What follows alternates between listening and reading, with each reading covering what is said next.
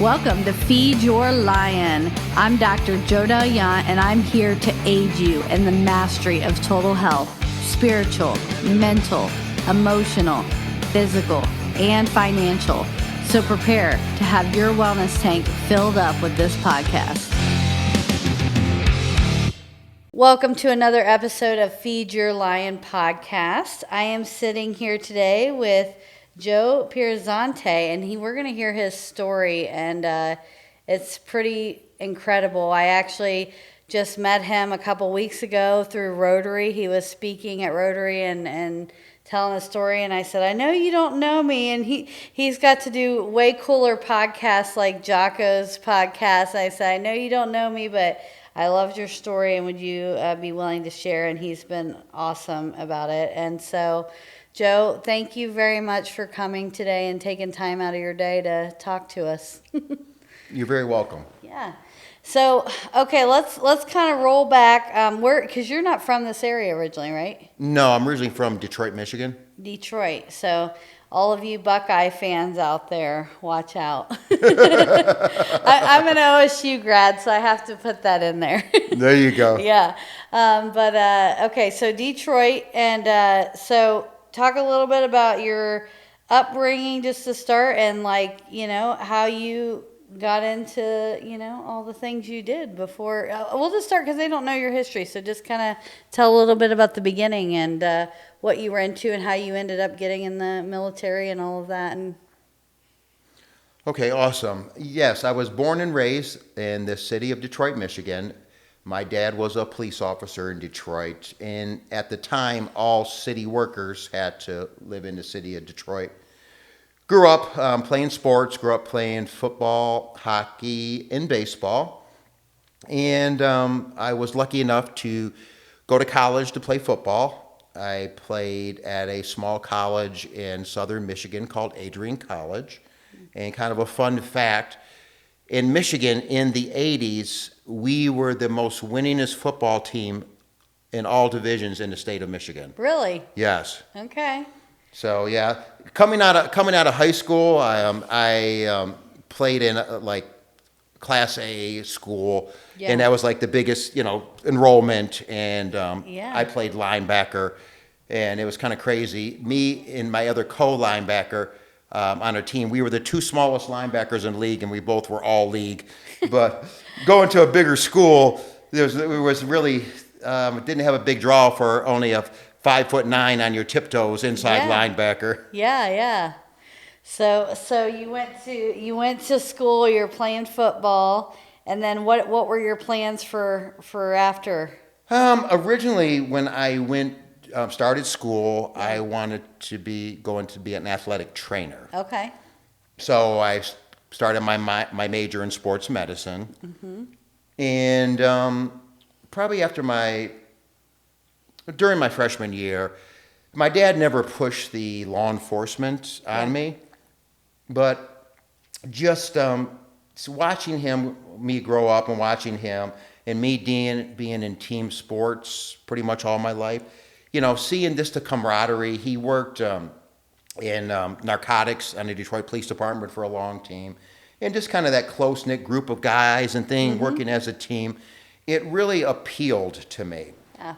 So when I told my dad that that's what I wanted to do, he was supportive of that. So he said, he knew my personality. I'm kind of like a rough and tumble guy. Yeah. Kind of like a bull in a china shop, we'll say. That he worked on a bunch of different task forces and stuff, and he thought that DEA would be the best fit for me due to my personality, and DEA has always been known. And for those folks who don't know, DEA stands for the Drug Enforcement Administration. We're kind of like the FBI, but we just do drugs. So he thought they'd be a good fit for me. So I finished up college. I did pretty good in my college career. I was a two-time all-league player, team MVP, defensive MVP, two-time captain. Did really good on that. And I like to talk about sports a little bit too, because we talk about my story, overcoming adversity, and we'll later get what happened to me. I was shot in the head in Afghanistan, and we'll get to that part. So I just really like what sports teach you. They teach you how to win and lose. They teach you how to be a team player, how to deal with adversity, when you're knocked down, how to get back up, how to figure your way around things, Absolutely. Yeah. Life is not easy a lot of times. It just seems like the minute we climb one mountain or one obstacle, we're knocked down, and then we have to climb again. But I tell people, you just can't quit. You can't give up. You gotta stay in the fight. The best you can. So graduated from college in December of '91. That's just showing my age a little bit. I kind of walked to school 3 miles both ways, through broken glass, uphill in a snowstorm. Yeah. So when I graduated college, DEA was on a hiring freeze. So I went back home, lived with my mom and dad, and I worked at a boys' home called Wolverine Human Services, kind of at-risk youth, and did that and bounced at bars to make some money. And then the Detroit Police was hiring, took a job with the Detroit Police Department, and spent 4 years there. Worked 3 years in this unit called Tactical Service Section. It's kind of a citywide high-risk patrol unit. Okay. Where we responded in like different areas, different precincts. We call them, like in the city of Detroit, they're having problems. We would send like 8 or 10 cars in there in that area, and we were kind of help them police areas where they had high amounts of crime. And we would help them out with police runs. We would handle like the more priority ones, like priority 1 or 2, like shots fired, burglary in progress, things like that. And we also did the mobile field force for crowd control situations, and then the outer perimeter on barricaded gun person situations. Yeah. And so I spent 3 years doing that, and just a kind of a small tidbit of information. I'm a big guy. I'm a professional IFBB bodybuilder, college football player. So you think all brawn and no brains is a thing? That's not the case. I graduated Detroit Police Academy #1 academically in my class. Awesome. Yeah.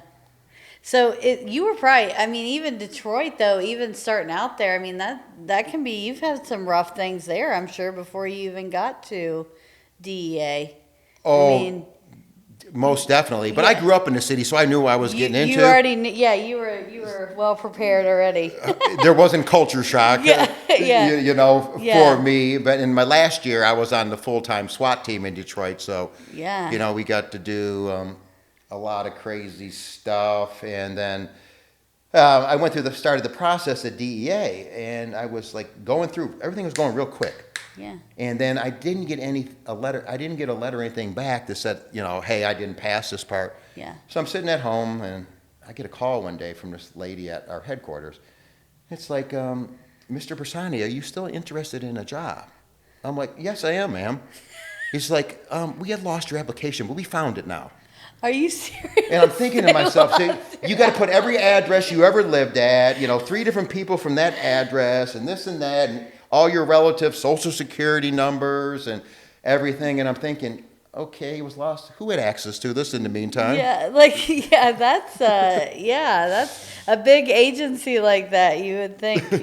I don't know. That's interesting. Okay. So I said yes, and then the process went pretty quick, and then so I was stuck in limbo for a while, and then finally it's going quick, and I'm getting ready to go to the academy and everything, and then we get a SWAT call out in Detroit, a barricaded gun person. It was a mental individual, and they were former military, and they would once in a while they'd take their firearm out and shoot at their family, shoot at the neighbors, and cause a big commotion.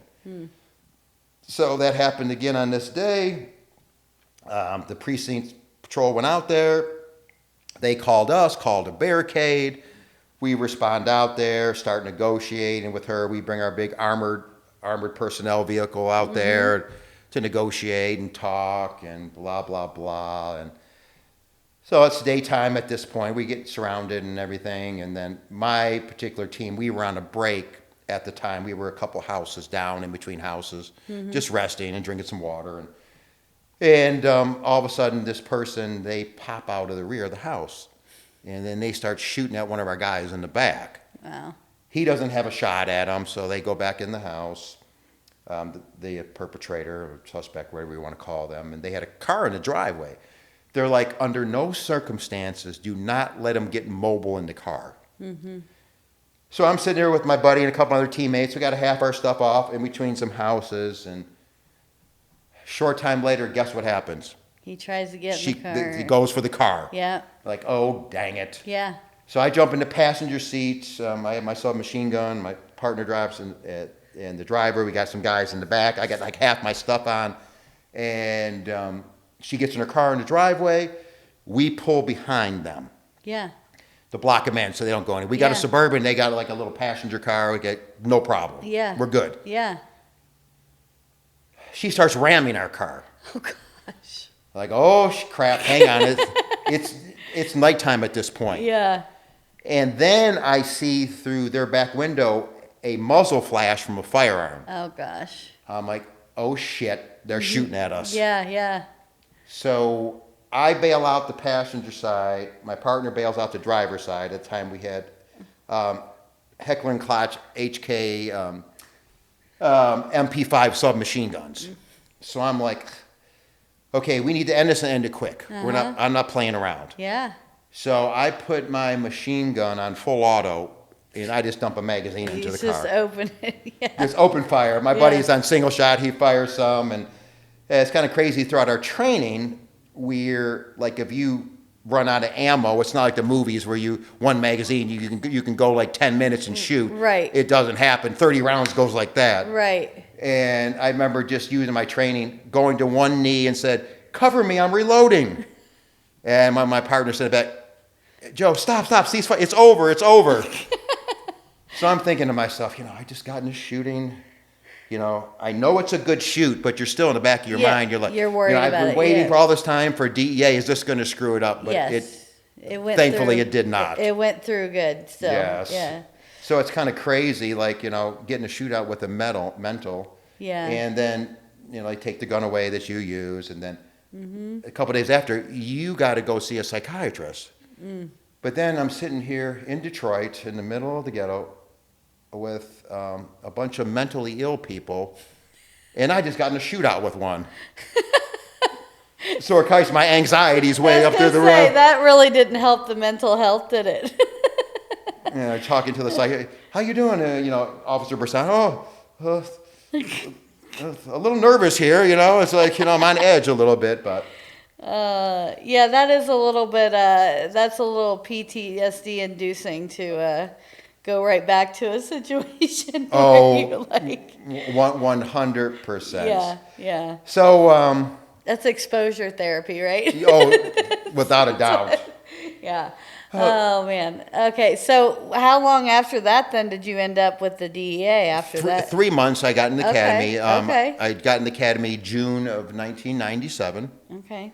Went to our academy in Quantico, Virginia. At the time, we shared the academy with the FBI, and our academies are inside of the Marine Corps base in Quantico, Virginia. Okay.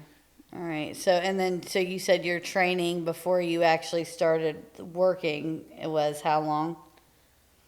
I think our academy at the time, DEA camp, was around 15 weeks or so. And it was, I was used to, when I went through the police academy, it was very paramilitary.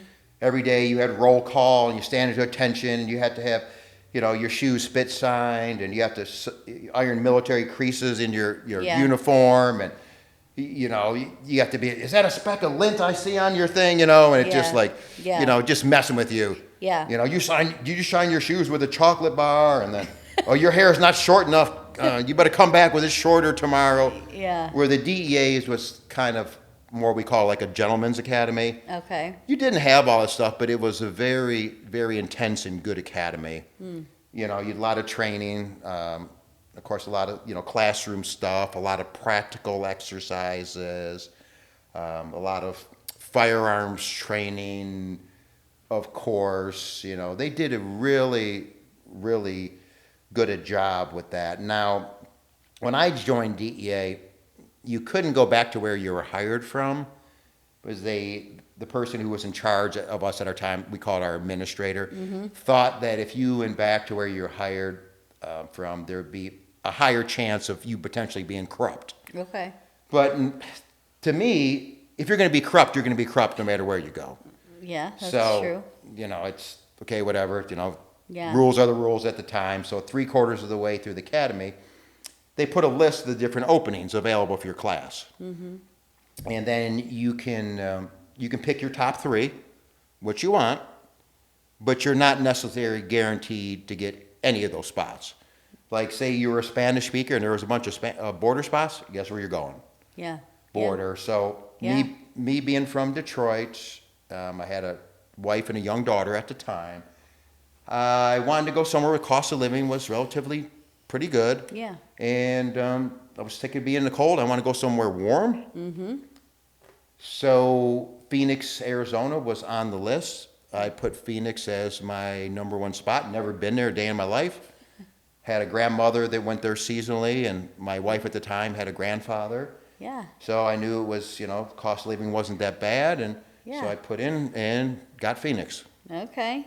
So you went from Detroit to Phoenix. Yes. And then just curious with this, did you guys have a lot of cross training since the FBI was sharing the same? Did you do like firearms training and that kind of thing together, or no? No, it They was separate, separate? but we used all their facilities. Gotcha. Now, Okay. currently, we have our own academy now, like for housing and food and stuff. But we still share their firearm ranges and their driving track with them. Okay. Okay. But we have, separate instructors and stuff like that. Yeah. And now DEA just built a whole new big wellness center at the academy and stuff, so it's pretty cool. Great. Okay. So you're off to Phoenix at this point. Yes. And then how long were you stationed in Phoenix?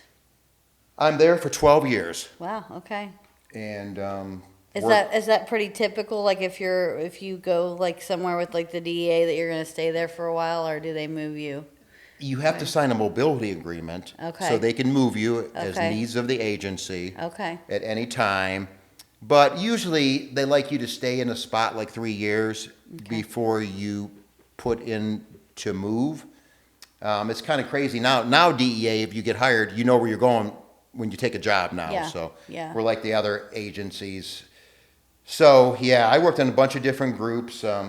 Clandestine laboratory enforcement group. It did nothing but meth labs Wow. for 4 years.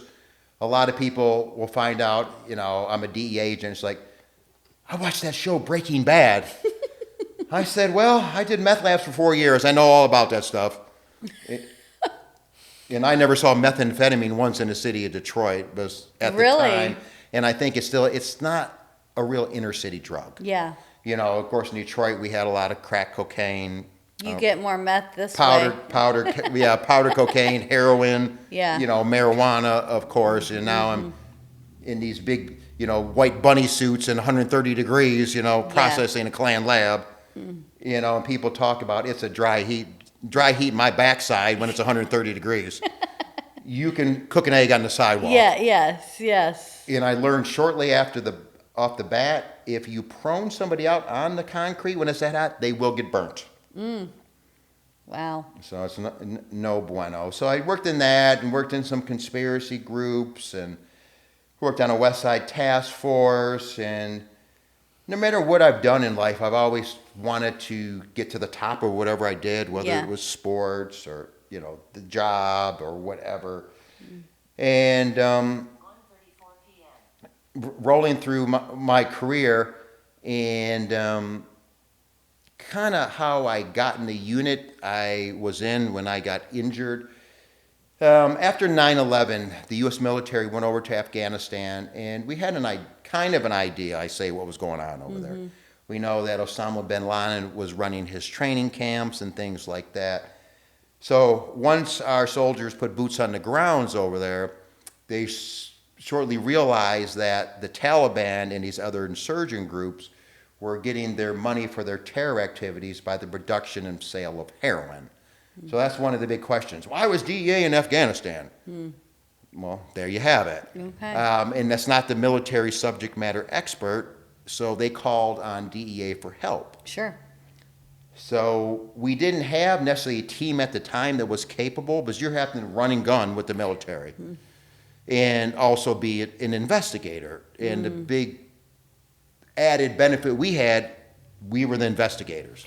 So you're the expert investigator, but you're not like, it's not the same military training for the DEA, like with what you were having to deal with over there. So it was a little bit out of, is that what you, like it's kind of out of scope for you and guys in some ways? Yes. So Yes. actually, to get on our team, you had to go through a modified special forces selection. Okay. You know, because you get guys and gals, maybe back in the day, they're been that, didn't that, got the t-shirt. But okay, great. Good on you, but can you physically still do it? Yeah. Yeah. You know, so they put you through the ringers and they want to see, and, you know, during any type of like special ops selection, there's going to be something that you're not the best at and you're going to fail. And they want to see, are you just going to quit and give up? Or are you going to keep fighting and trying? Yeah. Now, through our selection, what we had were called Tier 1 activities, like shooting tests, certain runs, ruck marches, swim tests. It was called a Tier 1 activity. That was pass-fail. Yeah. There was, you know, no wiggle room with that. Yeah. You make the standard or you don't. Then we had Tier 2 activities where if you failed one, you kind of were put on double secret probation. You failed two, you know, maybe it will keep you, you know, things like that. But you weren't necessarily kicked out for that. We also did throughout, which a lot of these special ops groups do, where we're going through what's called peer evals. So periodically through the course, you had to pick, okay, who were the top 3 performers in your class and who were the bottom 3 and reasons why. Because when they first started doing this, you had some guys and gals that may have flew through everything physically like no problem. Yeah. You know, had prior military, were in good shape. Yeah. But were just complete assholes to live with. Sure. Yeah. You know, so you're living in, you know, tight quarters overseas, you know, for prolonged periods of time. Yeah. And the last thing you won't want is a jerk on your team. 100%. Yeah. So you could get kicked out, just get peered out.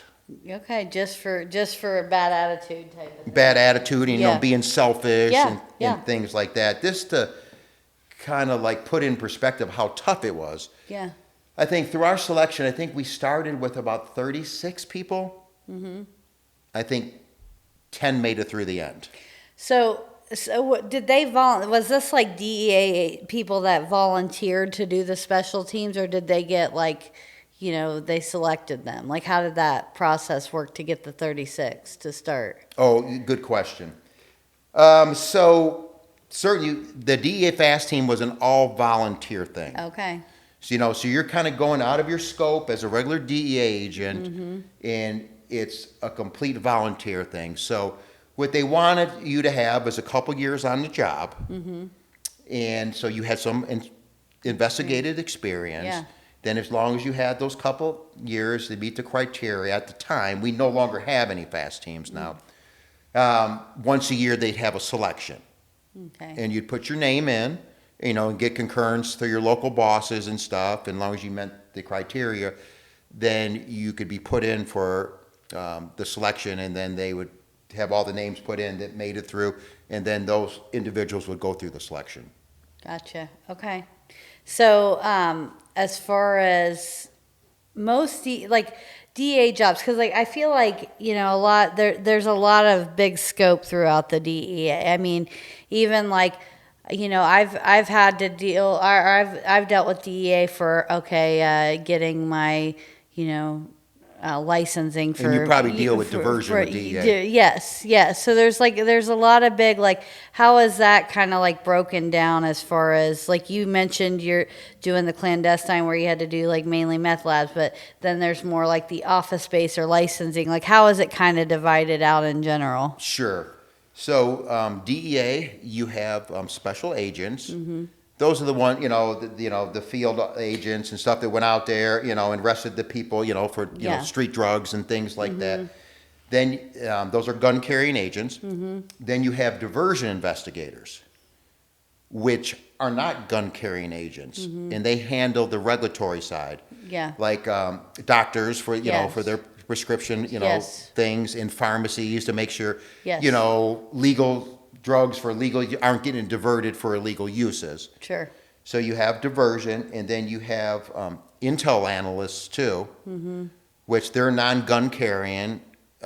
They do your intel work. Okay. And agents do their own intel work too. But if you have like a bigger case and you need help, Absolutely. then you'll have intel, and then DEA also has chemists, which are non-gun carrying. They do all the testing with the Sure. drugs and things like that. And DEA also has an air wing for pilots and different things. And then, different thing, training. You could be a firearms instructor, a defensive tactics instructor. Okay. You can be you can teach at the academy. Okay. So There's a lot of different things to break up your Yeah. career, because 20 something years of just doing drugs, that's a long time. Absolutely. Well, and as far as handling, do they have specific teams or selection teams for handling, for instance, cartel maybe, or is that just the special agents either way? Do they have anything that further diversifies them down? Are they specialized? Kind of, you know what I mean? All agents can do it. Okay. But in divisions, you have specialized groups. Okay. Like Clan Lab group. Yes. You have a conspiracy group, which handles bigger, higher level organizations. Okay. More complex, complicated investigations. Gotcha.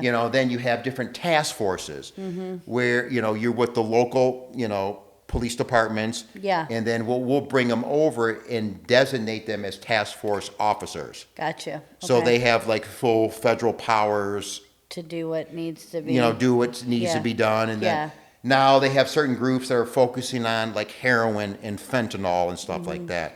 Is the like you said, they don't do the fast teams anymore? Was that specifically for going Middle East, or what? When you say they disbanded that, or they don't do that anymore? What? Okay. Yes. So we were in a unique situation then. Okay. We're at war with a country that their primary nexus for their money is drugs. Yeah. Yeah. So that was probably once in a lifetime thing. Gotcha. Okay. And we also did stuff in the Western Hemisphere too. And we had teams that went over there. So it just, when the Afghanistan thing dried up, Yeah. we still had other work that we could have done. But just, I don't, it gets complicated, and a lot of the decisions were way above my pay grade. Yeah. Sure. Where some people at headquarters felt that we just didn't have a need for that type of team anymore. Yeah. But it did branching off into the different local divisions were getting their own part-time tactical teams. Gotcha. Which they called SRTs, and they went through some more advanced training and gave them some different weaponry and different equipment and stuff to use that are a little more advanced than the regular agents use, and a lot of that for its protection for the agents and the officers. Sure. So at least the good thing about it with DEA Fast, it kind of morphed into these SRT teams. But people think, okay, every agent should be a great tactical person, you should be great at writing wiretaps, you should be great at handling informants, great at surveillance. But the reality is we all have certain things we're better at. Yeah. Yeah. So you kind of get a group, and you kind of, DEA is divided into different groups in the different divisions, and you got to kind of get people with different skill sets. Sure. And I always like to do is hook up with a partner that my strengths were their weaknesses and vice versa. So, and I was always really good at handling informants. That's what I was going to ask you next. what you liked the best. So that was. I don't know if I necessarily liked it, but I had a knack for it. Gotcha. Okay. And of course, Yeah. tactics and stuff, and I tell people deal with, we have to do our job with informants. And a lot of informants aren't the best, most upstanding citizens in the world.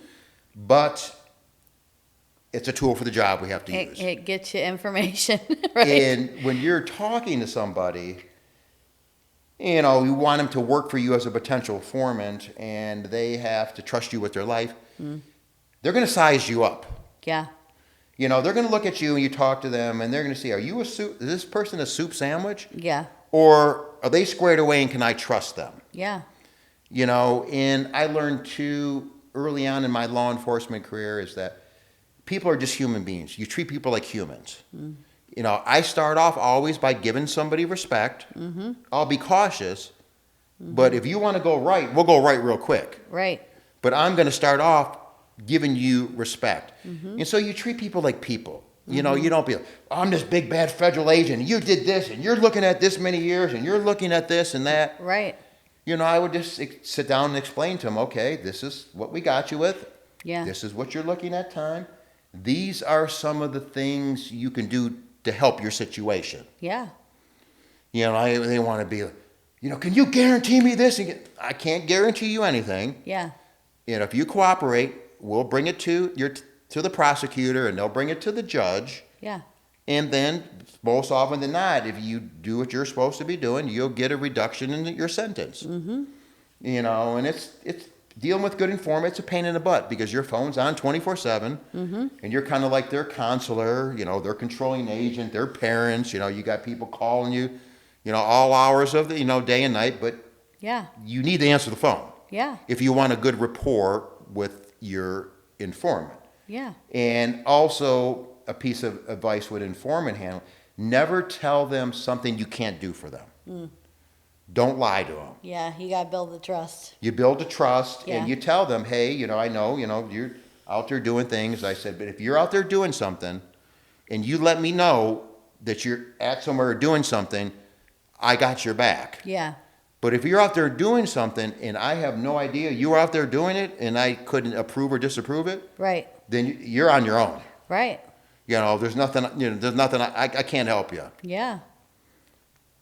So when you were in Phoenix, you joined this team. So they deployed you after that, right? After you joined the special team. Yes. Okay. And at the time, we had a team in Afghanistan at all times, Okay. and each team would spend approximately 120 days there, give or take. And then the next team would roll in, and we had a little bit of overlap so you can get the new team up to speed. And we primarily worked with U.S. and coalition special forces and an Afghan partner force. Because technically, we didn't have authority to arrest people over there. Okay. So our job was to mentor the Afghans in investigations and kind of show them how to do it correctly. Okay. But we also had to be tactically because we had to, you know, go on these missions. And a lot of people thought that, okay, the military goes in, you know, they'll clean up whatever has to be cleaned up, and then they call you guys in. No, we're right up front leading elements. So we're right in the mix of things. So how do they know if they're when they were teaching the Afghan people how to do things? Like, how do they know it wasn't like a spy situation? Like, how did they suss that out as far as like if you're teaching them or working with them that they weren't, you know? Oh, yeah, that's a great question. There was a lot we would call blue on blue there. Where the Afghans we were working with would turn, Yeah. you know, and, you know, kill our people or Yeah. you try to vet them as much as you can. You know, we would do, you know, use a polygraph and things like Okay. that, you know, and try to do some, you know, more background investigation. But the reality of it, people slip through the cracks. Yeah, yeah. I was curious about that, like how much during the that time. But so you were over there. You weren't coming in after everything was cleared out. You were in the heat of the fire with these things. And you went over twice, right? You said. Correct. My first tour was in 2010. Okay. It was the spring-summer tour. And people don't realize in Afghanistan, they get pretty bad winters there, especially in the mountains. And they get a ton of snow. So the spring, early winter season is what they call fighting season.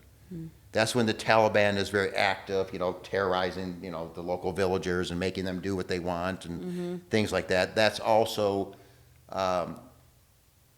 heroin manufacturing time. That's when they can grow the poppy, to get the opium out of and everything. And so that's the busiest times. Okay. So I was going over there thrown right in the fire. And so we went over there. My team went over there. I was part of Delta team. And every time we go over there, things are a little different. So at the time, they broke us down into different smaller elements working with different units.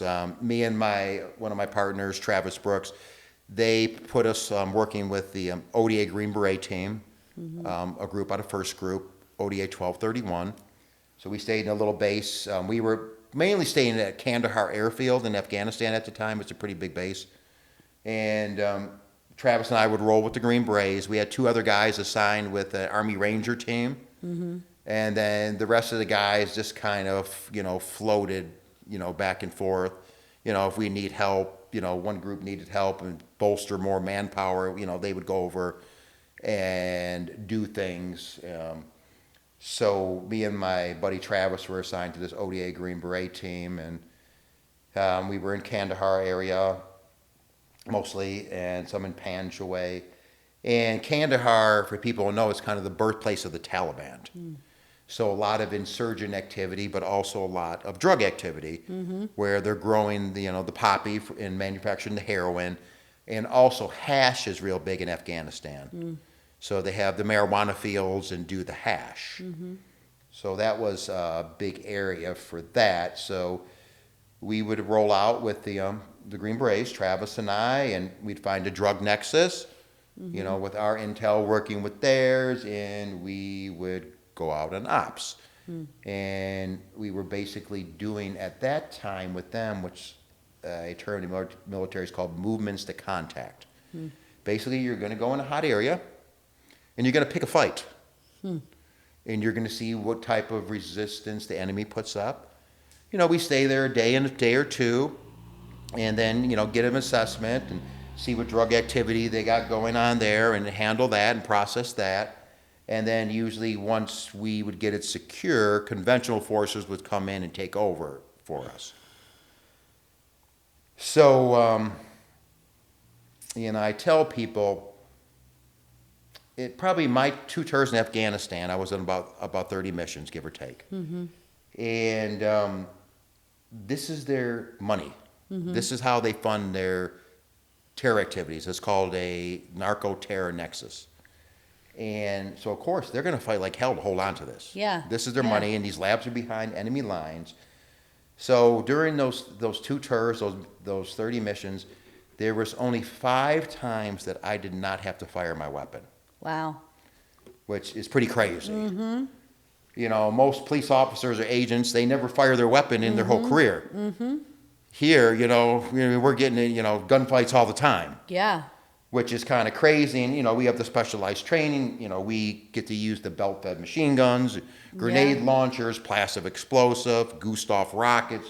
You think about it, you name it, we've been trained on it. Yeah. So it's pretty crazy. And I've always been kind of a bigger guy, so I got to the fast teams. And I went through my selection at 39. I was not a young man. I knew I wouldn't quit anything, but you were just worried about your body holding up. Yeah. So I made it through, and they're like, okay, Agent Piersante, you're going to carry the belt-fed machine gun. I said, okay, roger that, right on. But, I'm old, and that's heavy. But I'll do it, But it's kind of a godsend in a gun battle because, you put a lot of firepower with that. Yeah. But you become a target also. Yeah. And tracer rounds that light up work both ways. Yeah. So, you're seeing where you're shooting, but the enemy can see where you're shooting from. At. Yeah. So did they actually have a limit on you guys at that time? How old before you had to stop going on those missions? No, I was going to do it till I physically could still do it. Okay. Yeah, I didn't want to be a burden to anybody. Yeah. So that was my plan before I got shot. Yeah. But plans change. Yeah. So yeah, and people would ask me all the time. I'm rocking through this tour, and I'd be out there, and they're like, "You ever get scared?" Hell yeah, I got scared. Yeah. If you She's didn't, be shooting something at me. wrong with Yeah, I was you, gonna say, people are shooting at you. Yeah. I was out there at times, and bullets are whizzing over my head, and you can hear bullets. Yeah. And I was saying to myself, Joe, what the hell did you do? You volunteered for this? Yeah. What are you doing over here? Yeah. But I explain it to people. It's kind of like you're at an amusement park or a fair, and you want to ride the biggest, baddest, meanest roller coaster. You get on there, you're scared as hell. Yeah. And then you get off. It's like, when are we going to go again? Like an adrenaline rush. Yes. Yeah. And I'm an adrenaline junkie. Yeah. Yeah. So even when I got back, I talked to some of my buddies in Arizona and told them what we were doing. They're like, no way, no way. I'm like, yeah, I never thought in a million years we'd be doing this stuff. Yeah. And talking to a normal agent, doing and using the equipment that you were using, they would think you're crazy. Yeah. But unfortunately, that's what we were doing. So we're rolling through that tour. We're doing pretty well, and making a lot of seizures and stuff. And then at the end of our tour, first Green ODA 1231, First Special Forces Group, they had to go home. So another ODA team, ODA 3116, a group from 3rd Group out of Fort Bragg, North Carolina, came in. Yeah.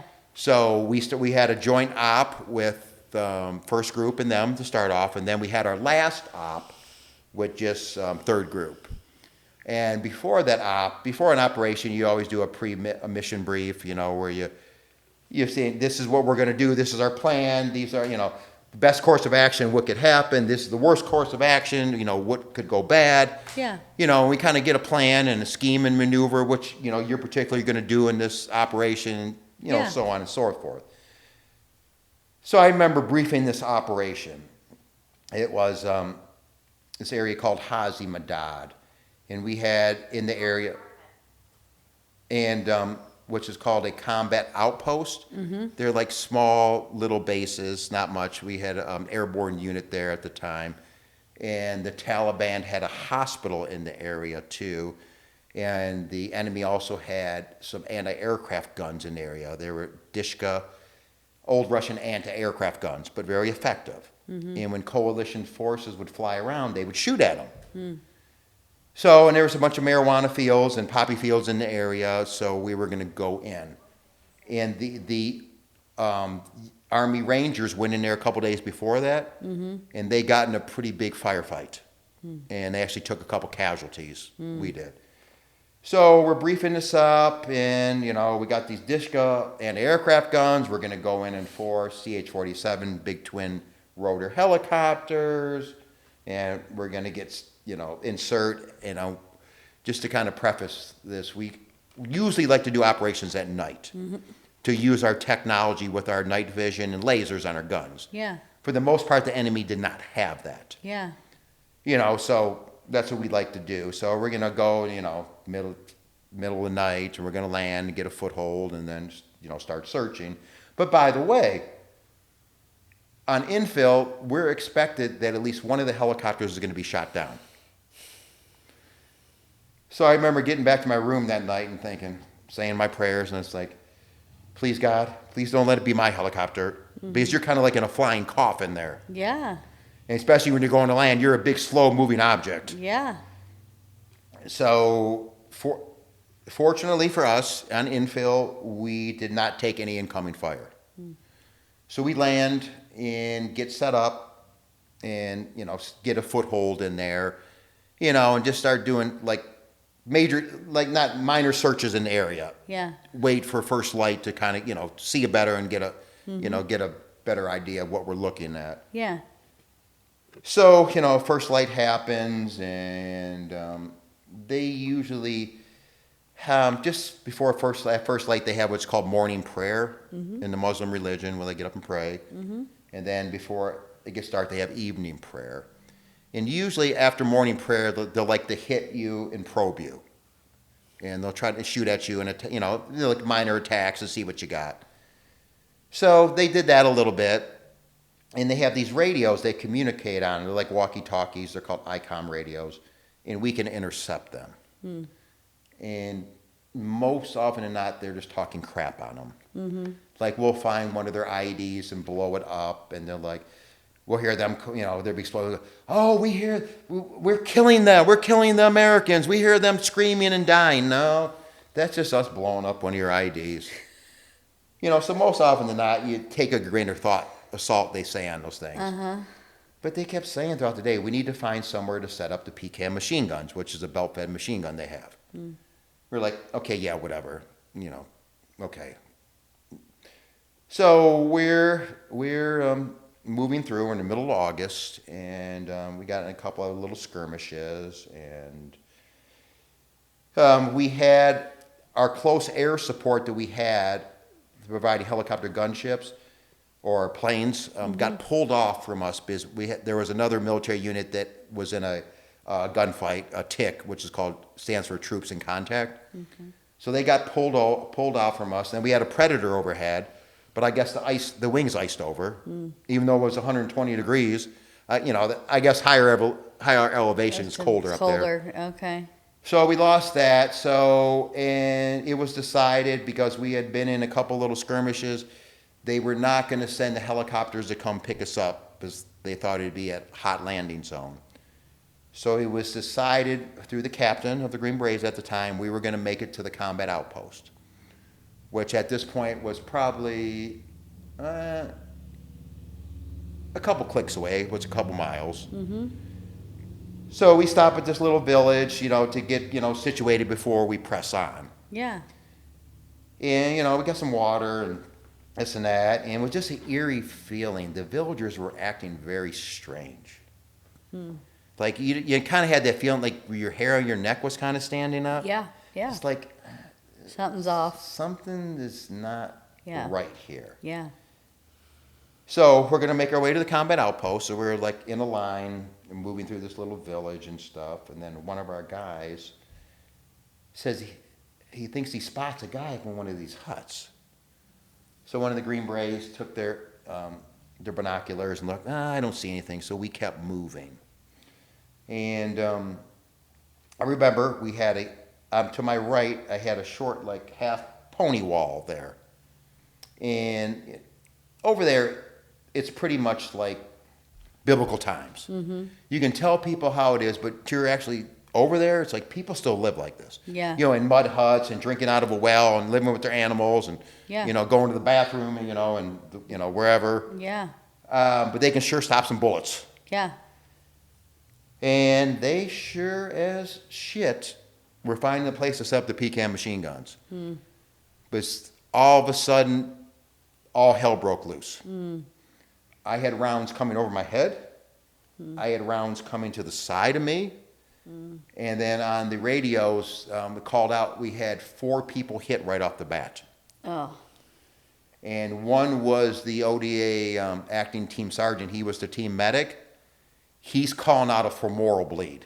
We're like, oh crap, we got to get people to him. Then I remember I had my machine gun and I'm trying to fire, trying to pop up and down, trying to fire, I'm trying to find where maybe puffs of smoke are coming up, and try to, give some covering fire. And like I said, it's not like the movies, and ammo goes like this. Yeah. And I usually carried 400 rounds on me. Yeah. And that doesn't last long. Yeah. So I remember firing. I had one of the Afghans next to me that spoke decent English.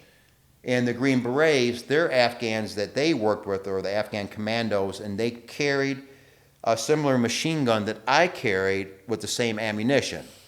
So I had the Afghan, I said, go, hey, run over there and what the other Afghans are and give me some more ammo. Mm-hmm. So he comes back a short time later with a little link of ammo, about 25 rounds. I'm thinking to myself, what the hell am I going to do with this? Yeah. So I just link it on some of my other ammo, and, I'm just being cautious not to run all my ammo out. Sure, yeah. Especially if we start getting overrun. Right, yeah. So, we finally get some close air support. We get some medevac helicopters that are going to pick up the wounded. And I tell you, they had gonads of steel, the helicopter pilots. I remember the medevac choppers coming in and just RPG rockets being shot left and right of them. They landed, got our most seriously wounded out of there, and got the heck out. And thankfully, everybody ended up surviving. So we got things quashed a little bit. So, okay, now we still got to make it to the combat outpost. Yeah. And we're about halfway there. Oh. So I remember there was a movie back in the day called Black Hawk Down. Yes, yeah. About Battle of Mogadishu. Yeah. When they had to do, they said their Mogadishu mile, like running gun back to the, to get back, to safety. And that was our time for our Mogadishu mile. We were always very cautious of IEDs, improvised explosive devices over there, stepping on one. That was the enemy's main weapon against us. A straight up fight, they didn't match us. Yeah. So all that went out the window. We're just running for our lives. Yeah. I remember shooting and moving, and we moved to this big open field to get to the combat outpost. And then finally they heard all the commotion going on, so they bring their gun trucks out. Yeah. So the gun trucks come out, but they're not shooting. We're like, shoot, fire, give us some covering fire, Yeah. Give us some help here, guys. Yeah. So they start firing. We make it to the combat outposts, and we're just like a yard sale. We're just all tired, beat up, I thought I was going to die that day, and one of the people, the soldiers in the base, like, did you guys hear that out there? We go, yeah, that was us. We were out there, yeah. So it was kind of crazy. Wow. To say the least. And then our team was Delta team, so we had patches that Delta on it, and we had like a little symbol, a guy on there and stuff. So I remember one of the Afghans said, "Oh, Delta Force #1. We're Delta team, but we're not Delta Force. We're a little lower level than those guys, but thanks for the compliment." And that was your first tour? Yes. Last op. Well, almost my last op. Wow, that's crazy. So how long you were the 4 months on, but then how long were you back in between? You're usually back home for a little while because we had 5 teams at the time. So we originally had 3, but when I got on, we expanded to two more to give the guys a break, so you didn't have to go as often. So about once a year or so, you'd go. Okay. But then other things would pop up in the meantime, different parts, in the world. So what did you do were you like completely off, or did you have to do then go back to your regular, what you were doing day to day before? So how it worked, you've been gone for 4 months. Usually come home, and they had to usually talk to a psychiatrist too. Yeah. Just how's your mental doing? Yeah. And then they let you have time, time off without taking leave to spend with your family. To decompress, get back in the swing of things, and then you kind of start a training cycle after that. Okay. Where you start, you're training, because we were at a high level unit, you have to train. Yeah. Because a lot of skills we have are perishable. Yeah. So, get back home and train, and then we had a team that was going over to Honduras. And they were doing which is called air tracks of interest there, where they were working with Joint Task Force Bravo from the U.S. military and Honduran partner force. And what they would do, try to pick up on radar and different things, these planes coming from Colombia, Bolivia and different things where they're manufacturing cocaine. And they have these kind of Cessna planes and different planes like that, where they'd be loaded up with, thousands of pounds of cocaine and fly into Honduras in these rural landing strips. And we talk about rural landing strips. It's no landing strip like we know. Yeah. Maybe a clearing, maybe a dirt road. Yeah. And they come in at night. Blacked out with no lights. Yeah. So you can tell that not all the times it's going to be a successful landing. Yeah. But the traffickers, they don't care if the plane crashes as long as they can get the cocaine out of it. Sure, yeah. So what they would pick up on of planes not filing flight plans or trying to fly under radar. And then we were located at a spot in Honduras where we were ready to launch with helicopters with a Honduran partner force, and they would vector us in on these helicopters or planes that came in. When they would land, we would assault them and seize the drugs. So, we went over there and did that, and we launched a couple times, but we couldn't launch with our bigger helicopters just because of the various circumstances. So we had some DEA helicopters over there, but they didn't have the fuel capacity and range. And actually twice we got on airplanes, but had to pull off as we were running low on fuel. Wow. So it was like a big political public thing, us going there. Yeah.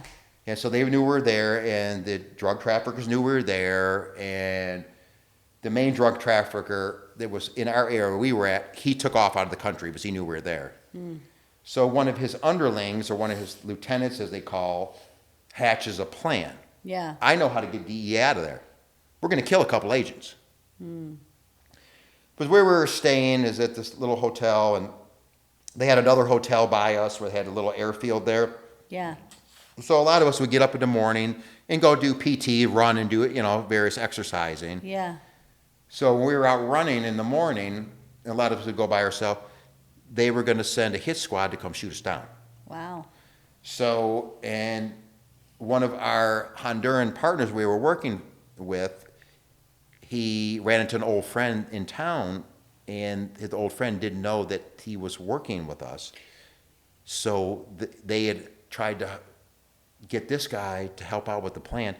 They were going to kill the big guy, which was me, Wow. and the guy with the funny shorts, which is another guy on our team. So we got word of that, and we got the hell out of there. Wow. So that was the second time in my career I had a hit on my life. So we got the heck out of there. We were almost done anyways.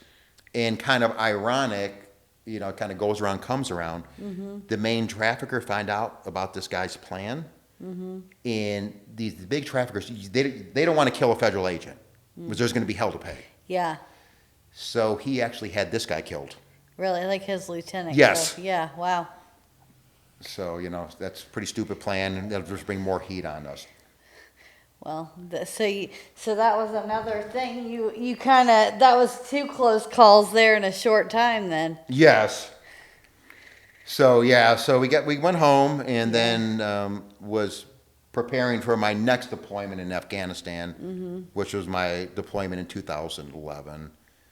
And like I mentioned earlier, every time that we go, it's kind of different optics over there. Yeah. And in 2011, when we were getting ready to head over there, a lot of the U.S. military special forces were doing these things called village stability programs, where they go kind of stay with the people to try to get them to come around to our way of thinking, beliefs, and values and everything. But that's a whole nother talk there. Could it work? Maybe. Yeah. Would it take an extremely long time? Yes. Yeah. May it never be successful? Yes. Right. So they were doing that. So they weren't available for direct action missions, which we call it.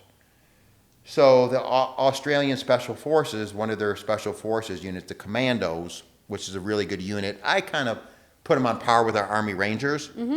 They anteed up. We'll help. Yeah. And they were stationed in the Helmand area in Afghanistan, another big insurgent activity area, another place where they manufacture a lot of drugs. Yeah. And our Marine Corps had a big base at the time. They're called Camp Leatherneck. So our Bravo team that was there before us started working with them. And they were kicking butt. And I kind of explain this to people, like, in special forces, there's a lot of bravado, I'd say. So if you never worked with a team, there's kind of a lot of private part measuring going on. What can you do? Yeah. Can you shoot, move, communicate? Can you do this? So it usually takes a couple missions with the group. Yeah. For them to realize, okay, these guys are pretty good to go. Yeah. So we didn't have that. But Bravo came in, they found out what we're about. So, hey, we're ready to go. Yeah. We roll in, we're ready to kick butt. And they were staying at a base the Aussies called Turnhout, which was in the Helmand province area. Pretty nice base. At an awesome gym, which was good for me. Mm-hmm. Awesome food. I would say it's like restaurant quality. Mm. And a lot of the special ops groups got what's called supplemental rations.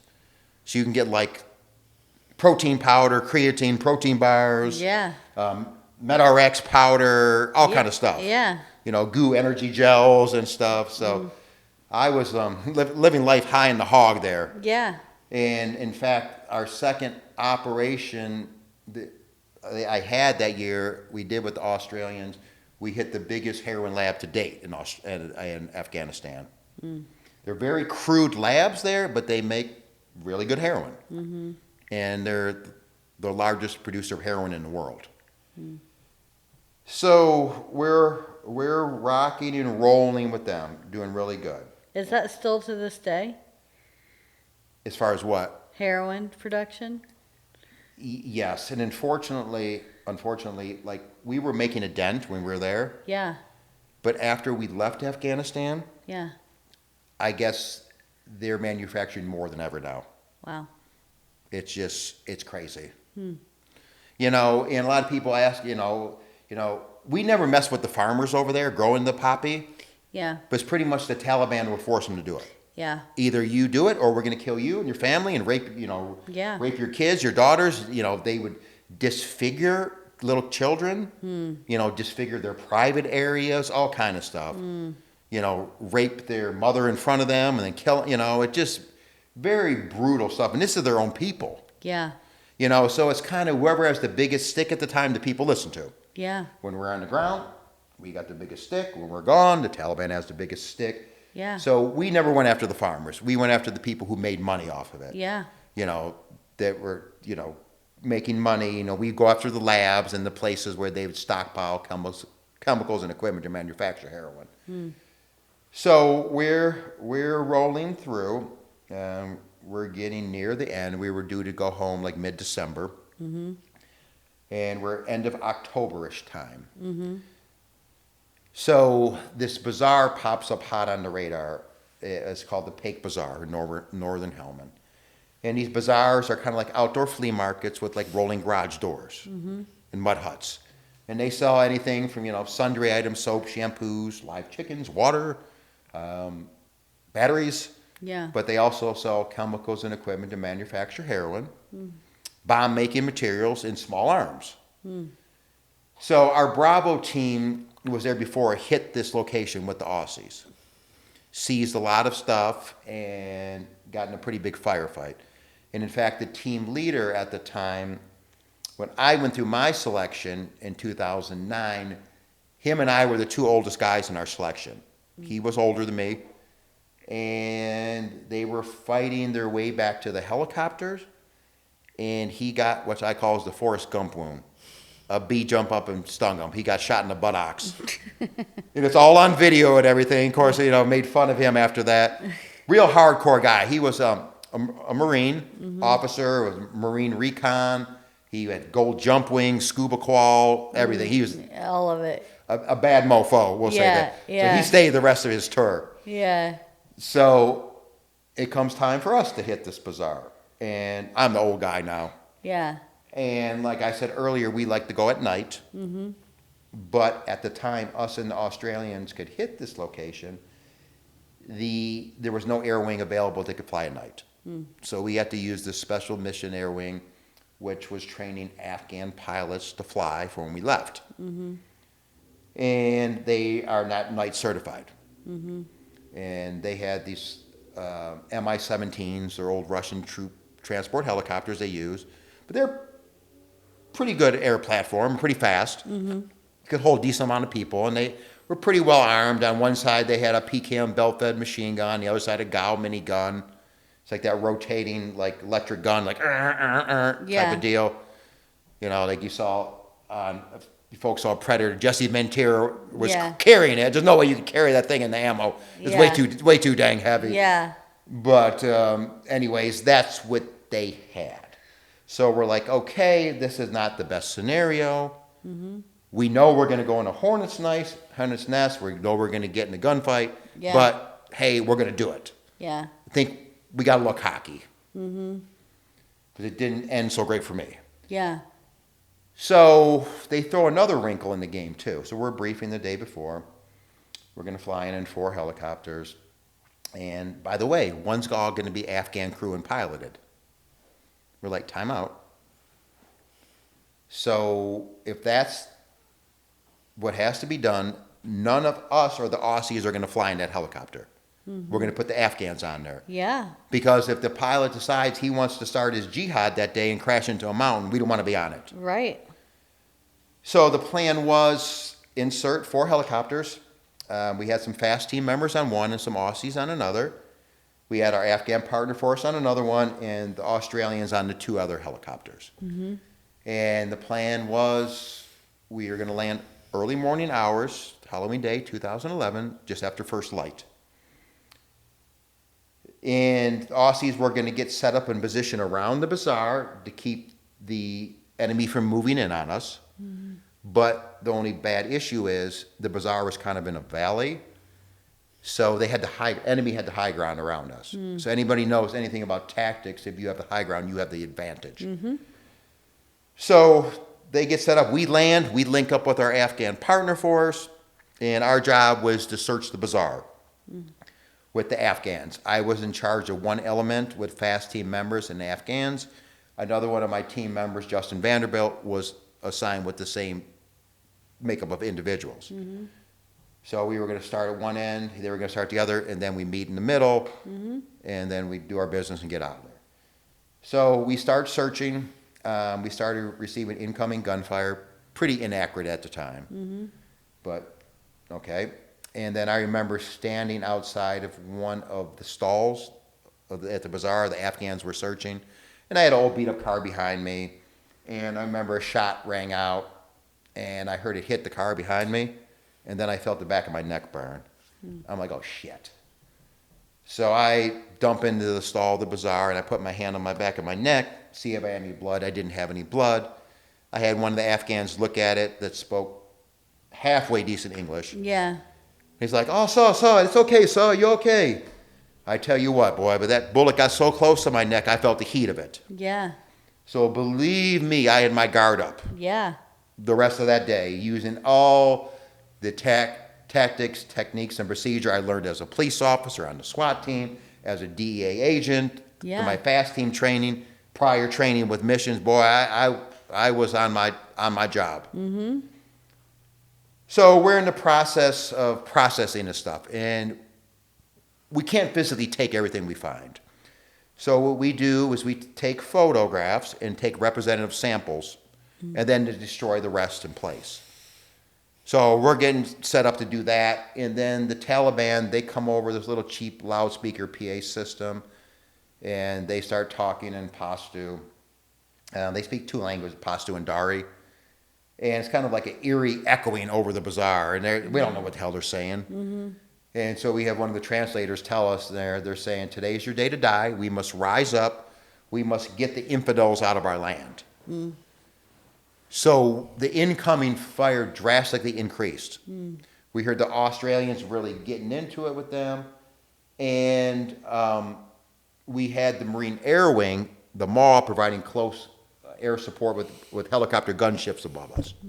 And we hear them really, they're banging away with them. Yeah. So much so that they went black on ammo. They had to go back and get more ammo. Wow. So we're processing, doing our business, and we're getting close to finishing up. So, okay, it's time to call the helicopters to come get us.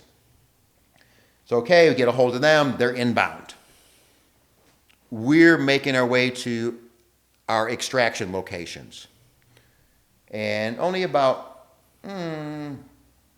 probably 400 yards or so away, a quarter mile. Not far, but then we get bogged down in the gunfight, so much so we can't get to our spots in time.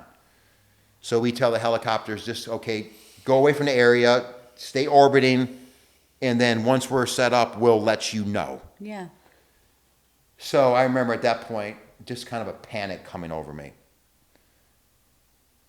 I know that we can't stay here.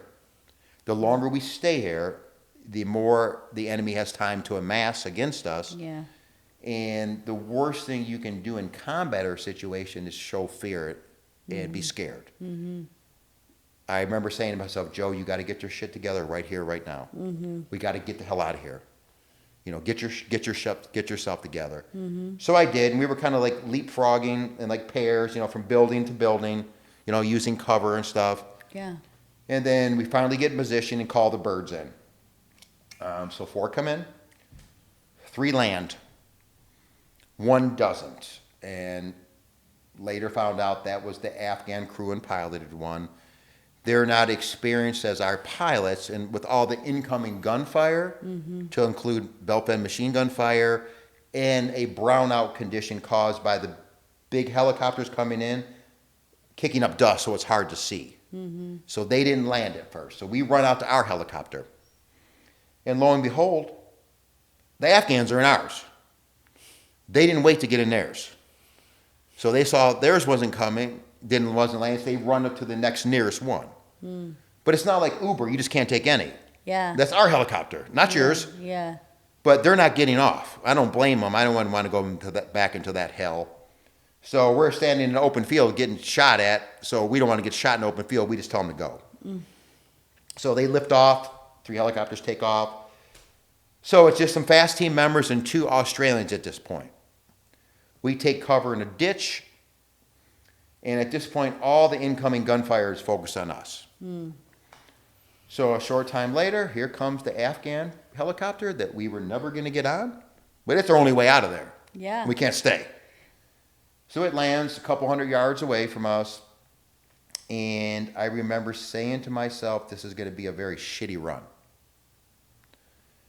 And I remember getting up and running my big behind as fast as I could towards the helicopter. I remember firing a couple shots on the run towards the insurgents that were shooting at us. Mm-hmm. But everything from this point on for the next 3 weeks is all going to be stuff told to me secondhand. Yeah. I guess I got to the helicopter in front of the pack. And the helicopter door gunners weren't even shooting. Hmm. So I guess I took it upon myself to start providing some covering fire for my teammates till they all got on or near the helicopter. I don't remember this, but I know this is something I would do. Mm-hmm. I swore to, give my life for my teammates if need be. A lot of people say, you go over in war, you do it for your country, and you survive your country. You do it for the guy or woman left and right of you. Yeah. We want to get out of here. Yeah. And it's also kind of crazy. I'll briefly talk on this now. People say, if you knew it was going to happen to you, would you have still went now? I said 100%. Yeah. And I tell people it was my choice to go over there. Mm-hmm. And I know it's kind of cliche, but freedom is not free. Mm. For the rights and things we have over here in this country, and we have our problems, yeah, but it's still the greatest country in the world. Yeah. There's a lot of men and women that have gave their life and gave their bodies mentally and physically, for what we have. Yeah. And it always can't be somebody else. Yeah. It always can't be somebody else's husband, wife, mother, father, sister, brother. It has to be somebody. And I felt I was kind of like a knuckle dragger and good at this stuff, so I went. Mm-hmm. So I said 100% I would go back again. And the thing that hurt me the most is after I was hurt, my teammates are going over there, and I couldn't go over there. Mm-hmm. It's not like I was some super soldier or something, but I just had in the back of my mind, like, hey, if I was there and something happened to one of the guys, maybe I could have did something. Mm-hmm. But it's something you can't control. So once everybody was on or near, my team leader tapped me on the shoulder, and I turned left to run on the helicopter. Mm. And that's when I was struck. We believe it was a armor-piercing round from a belt-fed machine gun, a Russian PKM. The bullet went through the right side of my ballistic helmet, through my right temple, through the frontal part of my brain, frontal lobe of my brain, out my left temple. You know, a lot of people think I have one of those injuries where, say, like a bullet hits your skull and kind of like ricochets around it. Yeah. No, mine went straight through my brain. Yeah. So I guess I go down like a ton of bricks face first. And my team leader thought I may have just tripped and fell. But they thought it was odd I didn't put my hands in front of me to stop my fall. So I'm face down in the ground.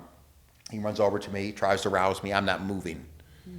He rolls me over and he sees the ballistic glasses I was wearing were pretty much shattered. And he sees a hole in my head. They think I'm dead. Yeah. So they scoop my big butt up and they throw me in a helicopter. And they take off, and it's loud in those helicopters. So they think I'm dead. But one of my teammates, who was a medic before he got on the job, and we had great medical training on our teams to include, you know, different live tissues and all kind of stuff. And he's doing a survey. He's like, he's breathing. He's alive. Yeah. Like, oh, crap. So they get my stuff off me, get my helmet off, begin to treat my bleeding because I'm shot through and through in the head. So they use which is called combat gauze, which is gauze with clotting agent impregnated in on it. And they put it on my right side and left side, and I guess it stopped the bleeding pretty good. Yeah. But talking to my teammates after, they got the bleeding stopped, but what was concerning to them, they knew they couldn't do anything in the helicopter. My head just kept swelling up bigger and bigger. So another treatment thing they were going to do for me, just to make sure and try to get me a better airway, is they went to stick a nasal and pharyngeal airway up my nose. And it's just flexible tubing kind of deal, a couple inches long, maybe 3 inches or so, with like looks like a funnel on one side. And you insert it in your patient's nose, and it goes down their sinus cavity, and this helps open up and give you a better airway. Or you can do another maneuver where you crike somebody in the neck and you put a device in to help them breathe. And I tell you what, in training, we have to put these in on each other, and we get to use lidocaine, and it still sucks. If we're training with the SEALs, they allow us to spit on it. Probably not the most hygienic. Or in a battlefield condition, you can actually use the patient's blood. So they're stuffing this thing down my nose. I come to. And I guess I sit up like Frankenstein and become combative. I don't remember any of this. Yeah. But, you know, of course you think, you know, I was shot, I was knocked unconscious, and all of a sudden I'm awoke. You don't know what the hell's going on. Yeah. Yeah. So I remember my teammates saying that I was talking and making sense, even though I don't remember any of that. I said, I need to get it out of my eyes. And I was trying to rub my eyes. And I guess what happened, when the bullet went through my head, it didn't hit my eyes, but the velocity and pressure of the high velocity round going through my head ruptured both eye globes and detached both retinas. So my teammate poured some saline solution on my eyes. Of course, that didn't do a damn thing. Right. You know, my eyes were pretty much trashed. Yeah. So, you know, they're treating me for shock, and then I'm complaining about my left leg. I said I got to move my leg. So they think I'm shot in the leg too.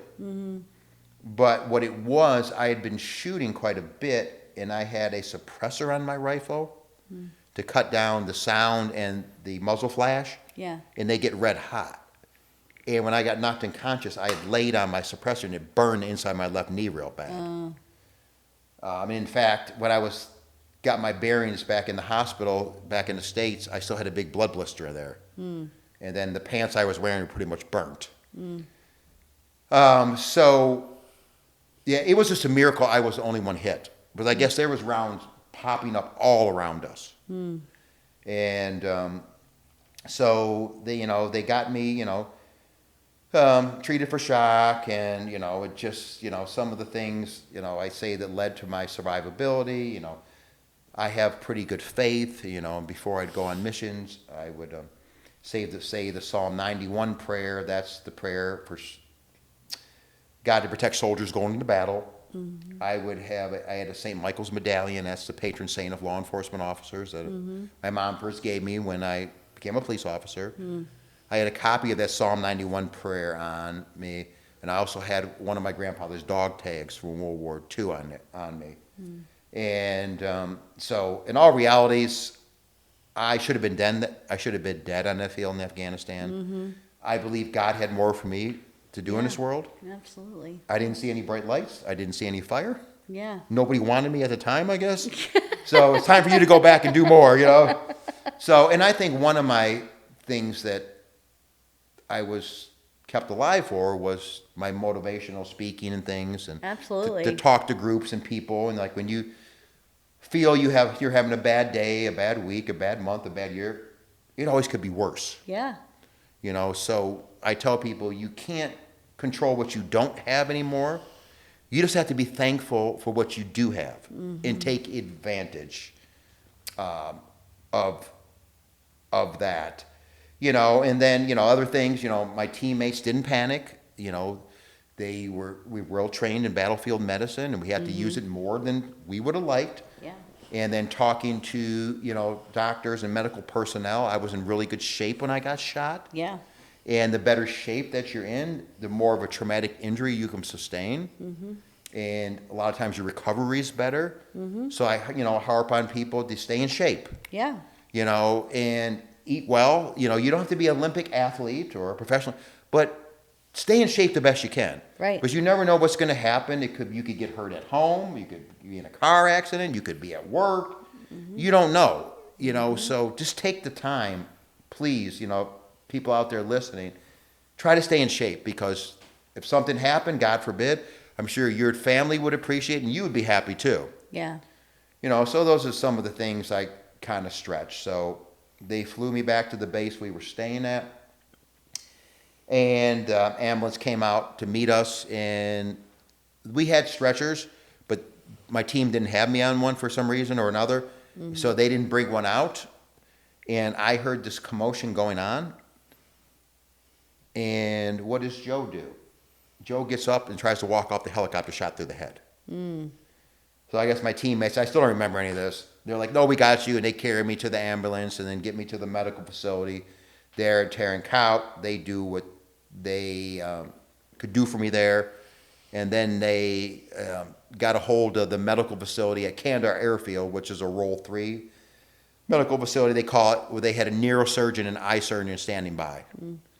And just, it was good too that it was Halloween. A lot of units were not doing missions. Yeah. So there was not a lot of casualties that day. Yeah. So they packed me up in there, threw me on there with one of my teammates, and flew me over to Kandahar Airfield. Arrived there, and then I just found this out the other year, because I'm still good friends with the neurosurgeon that worked on me. I guess by the time they got me there, I started failing my health. And I guess when they brought me in, they were actively doing CPR on me. Oh. So they do an assessment of me there. Okay, they have to decide in a medical theater, combat theater, is it worth our resources and time to work on a patient if they're not survivable? The neurosurgeon looked at my condition. I was in good shape. Hearing my teammates say I got up, tried to walk, tried to get whatever out of my eyes. So they have to decide, with the additional stress of surgery, can this patient survive it? And he felt very strongly that if he got in and was able to reverse what was going on in my head as far as like the pressure and everything, Yeah. they could at least get me home to my family. Didn't know what kind of state I would be in. Yeah. Good know I would talk, be a vegetable. They didn't know. Yeah. But just get me home to my family. Yeah. So his boss did not agree. So he got into it with his boss, and finally he convinced his boss that he could work on me, but the boss gave a caveat that if I tell you to stop, you need to stop. So, okay. So he began to work on me. It spent approximately 4.5 hours. He removed the whole frontal cranial cap on me, so all my forehead now is titanium. And I had a nickname in college called Joe Rockhead. I had a real hard head for various reasons. And I learned that to be true because the neurosurgeon said he broke 2 bits cutting my skull off. Wow. So, they get that off. He puts I guess it's a certain kind of valve to release the pressure in my head. And gets me all buttoned up, and it's kind of crazy. I have all the pictures from the surgery from start to finish. Wow.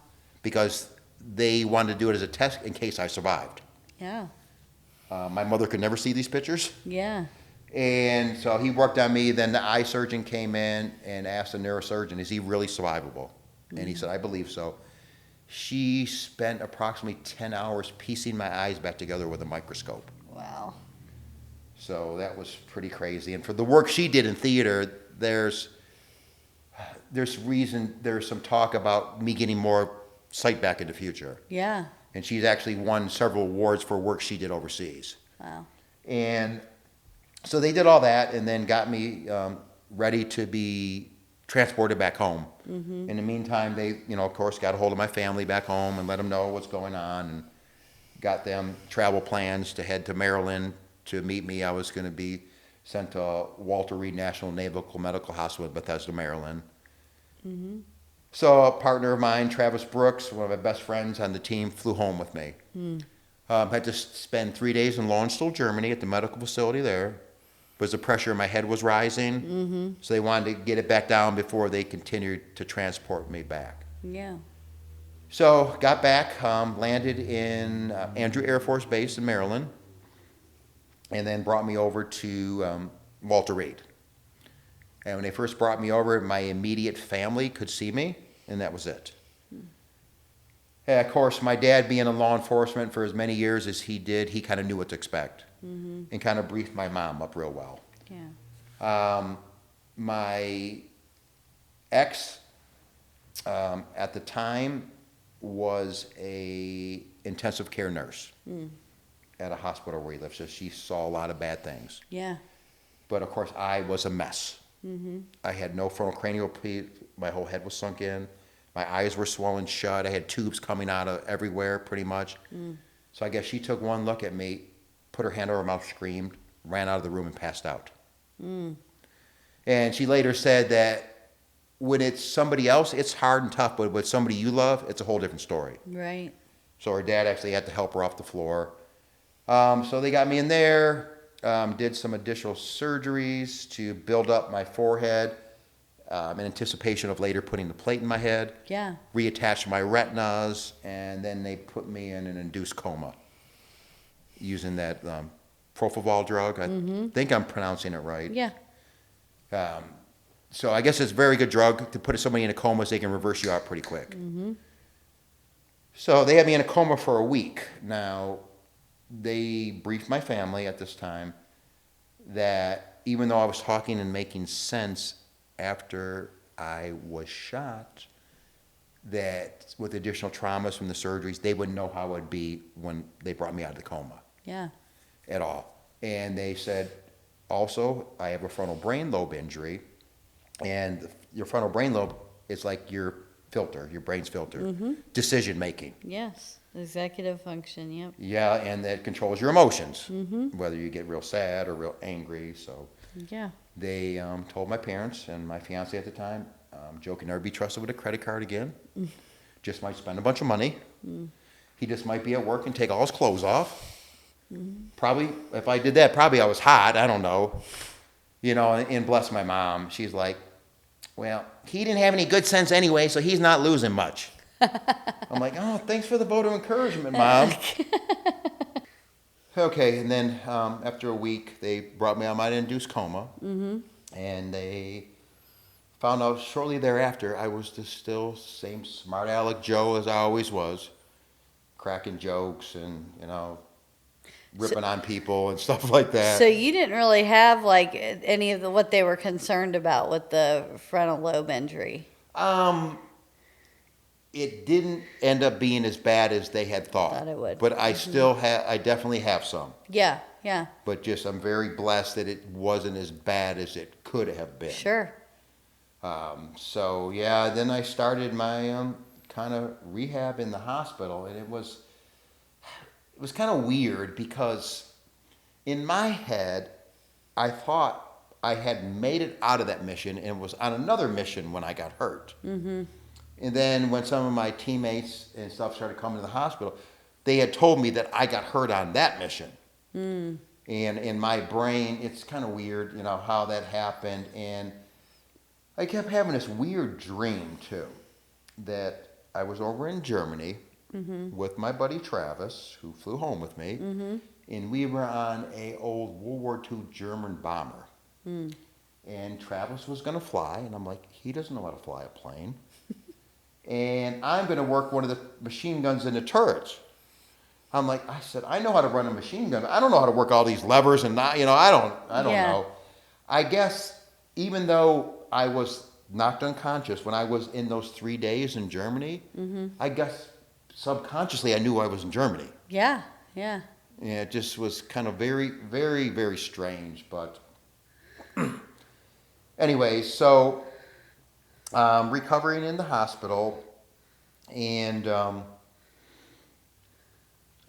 because I was on a feeding tube at first and things like that, and the bed would weigh me, I guess, the bed I was on, but my ex wouldn't let him tell me what I weighed because I was 230 when I got shot. It was in very good shape. I guess I got down to, at one point, high 160s. Wow. Because she knew I'd throw a hissy fit. Yeah, that's... And we kept saying, well, can we feed him more food? Give him more food. I actually had him give me, like, Ensures or Boosts in between meals. Yeah. They're like, oh, he looks good. He's in good shape. It's like, you just saw him before. Yeah. And in fact, when they were doing the surgery to build up my front brow to put the plate in later, they were trying to get fat out of my body to try to build that area up. And I guess they went into my lower stomach at first, but they couldn't find it. And the one doctor's like, he had lumps in his stomach. Yeah, that's called abs. They weren't used to that, huh? Yeah, no. And then they ended up going on the side of my right thigh. So I have a big scar, down my leg. And it kind of, when it healed, it kind of like, I don't know, it kind of keloided up inside. And I kept telling them, why did you guys put ball bearings in my leg? So then one day I guess I'm bored, laying in my hospital bed, and I'm pushing on one and it pops. So I just went down the line and popped the rest. Probably not something I was supposed to do, but I did it. So yeah, I was kind of a pain in the butt patient at first, but eventually, they began to, to like me. It just, it was just a tough situation. And I was kind of out of it because, I was all doped up on pain medication. And I remember, I guess my family, for 3 days, I grew up in Detroit. For 3 days, I thought I was African American. So I guess I was talking and acting black. And from Detroit, I can speak full-blown Ebonics if I want. Yeah. So I'm laying in the room with my dad and my best friend Travis, and my eye doctor comes in, Dr. Chung, real serious guy. And Travis says, Dr. Chung, I just want to let you know, Joe thinks he's black. Dr. Chung's like, really? Travis said, yeah, really. And Dr. Chung starts laughing. And this is the kind of guy who never breaks a smile or laughs or anything. Yeah. And then my dad's over there and he says, well, he is from Detroit. Yeah. So, I was kind of mixed up and confused, I didn't know what the hell, was up, what was down, But, just kind of a funny thing. And another funny thing, real quick, is that for some reason I thought, like, where my forehead, I thought it was like, just like mesh there and brain underneath. And I was in the hospital probably a little over a month or maybe more, and I'm sitting there with one of the nurses and my ex, and the nurse is like, Mr. Piersante, we need to give you a shower. And I'm like, I can't get my brain wet. And she's like, you have skin there. And then I asked my ex, do I have skin there? Yes, you do. Okay. You were worried they were going to wash your brain. Yes. Whatever little mental capacity I had left would be gone. Yeah. So I remember saying, okay, nurse got to, get all geared up in like, rain gear, and I got to get, naked and go in the shower. So I guess you lose all your dignity. Yeah. I'm like, can I please know your name first before I get naked in front of you, So it's just, crazy little stupid stuff like that. Yeah. So, being in there, and that's where most of the casualties come home to. And hearing my teammates and my family talk about all the young service members coming back just tore up. Yeah. Multiple amputations, burned up, this or that. And I was older when this happened to me. I was 41 years old. I lived a pretty good life. My daughter was getting ready to graduate high school. I did a lot of things in my life. Yeah. So when I would have a pity party for myself, why me? Why me, God? I would think, look at these young kids this happened to. Some of them maybe not married, maybe some married, maybe some kids, maybe some not. Just starting their lives. Yeah.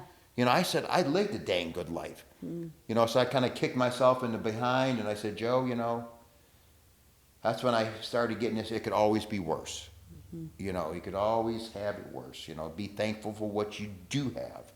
And life is tough, and it's not easy.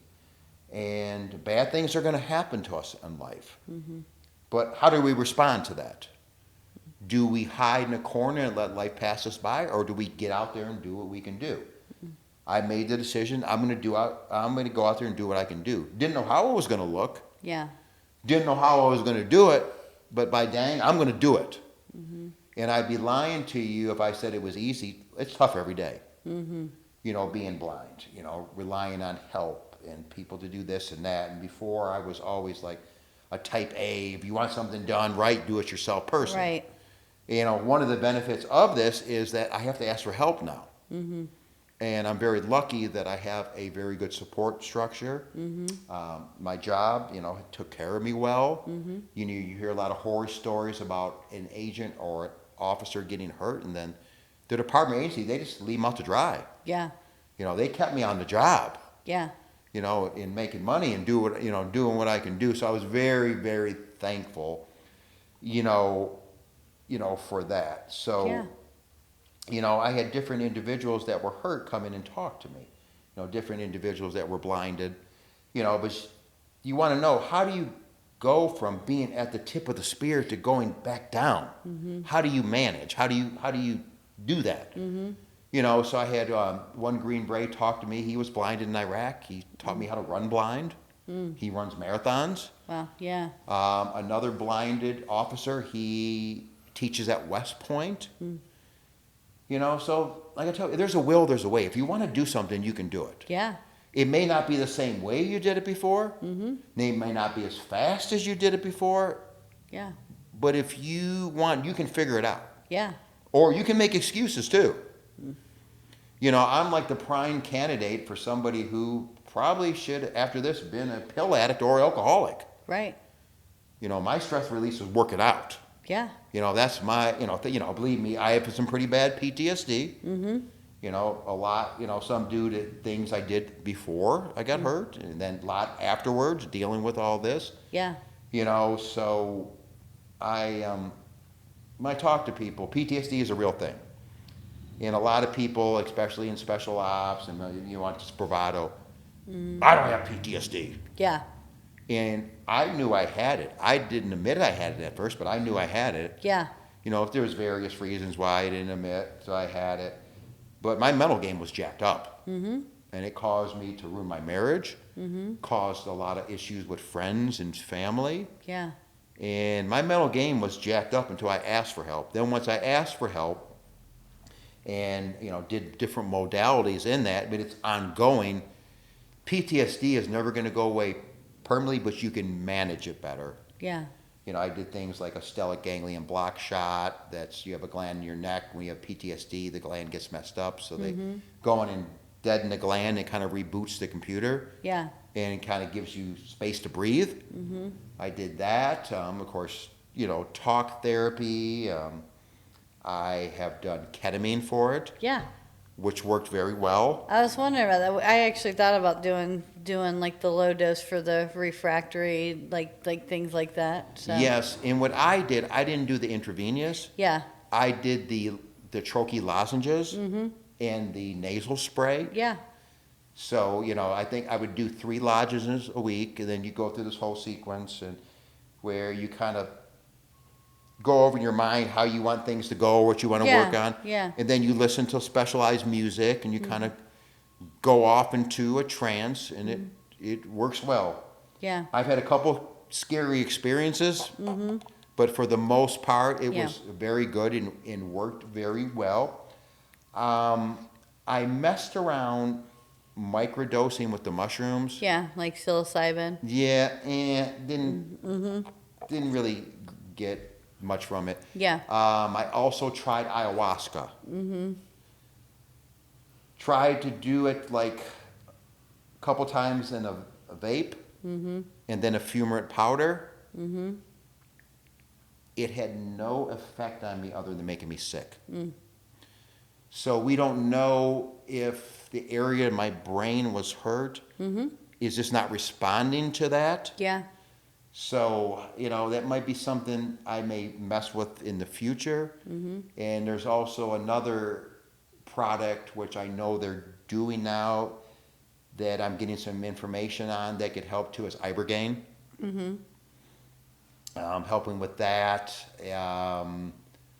And things like that. They're always coming up with new and different things for that. So, I would tell people, if you have the resources, at your job or your agency department, like DEA, we had an employee assistance program, which provided free counseling to, the agent and their family members for certain things. Take advantage of it. Absolutely. Because people think it's cool to say you don't have PTSD. It's actually the opposite. Yeah. It's actually cool to say you have it and deal with it. Yes. Instead of walking around like a jerk all the time, and just be angry at the world. So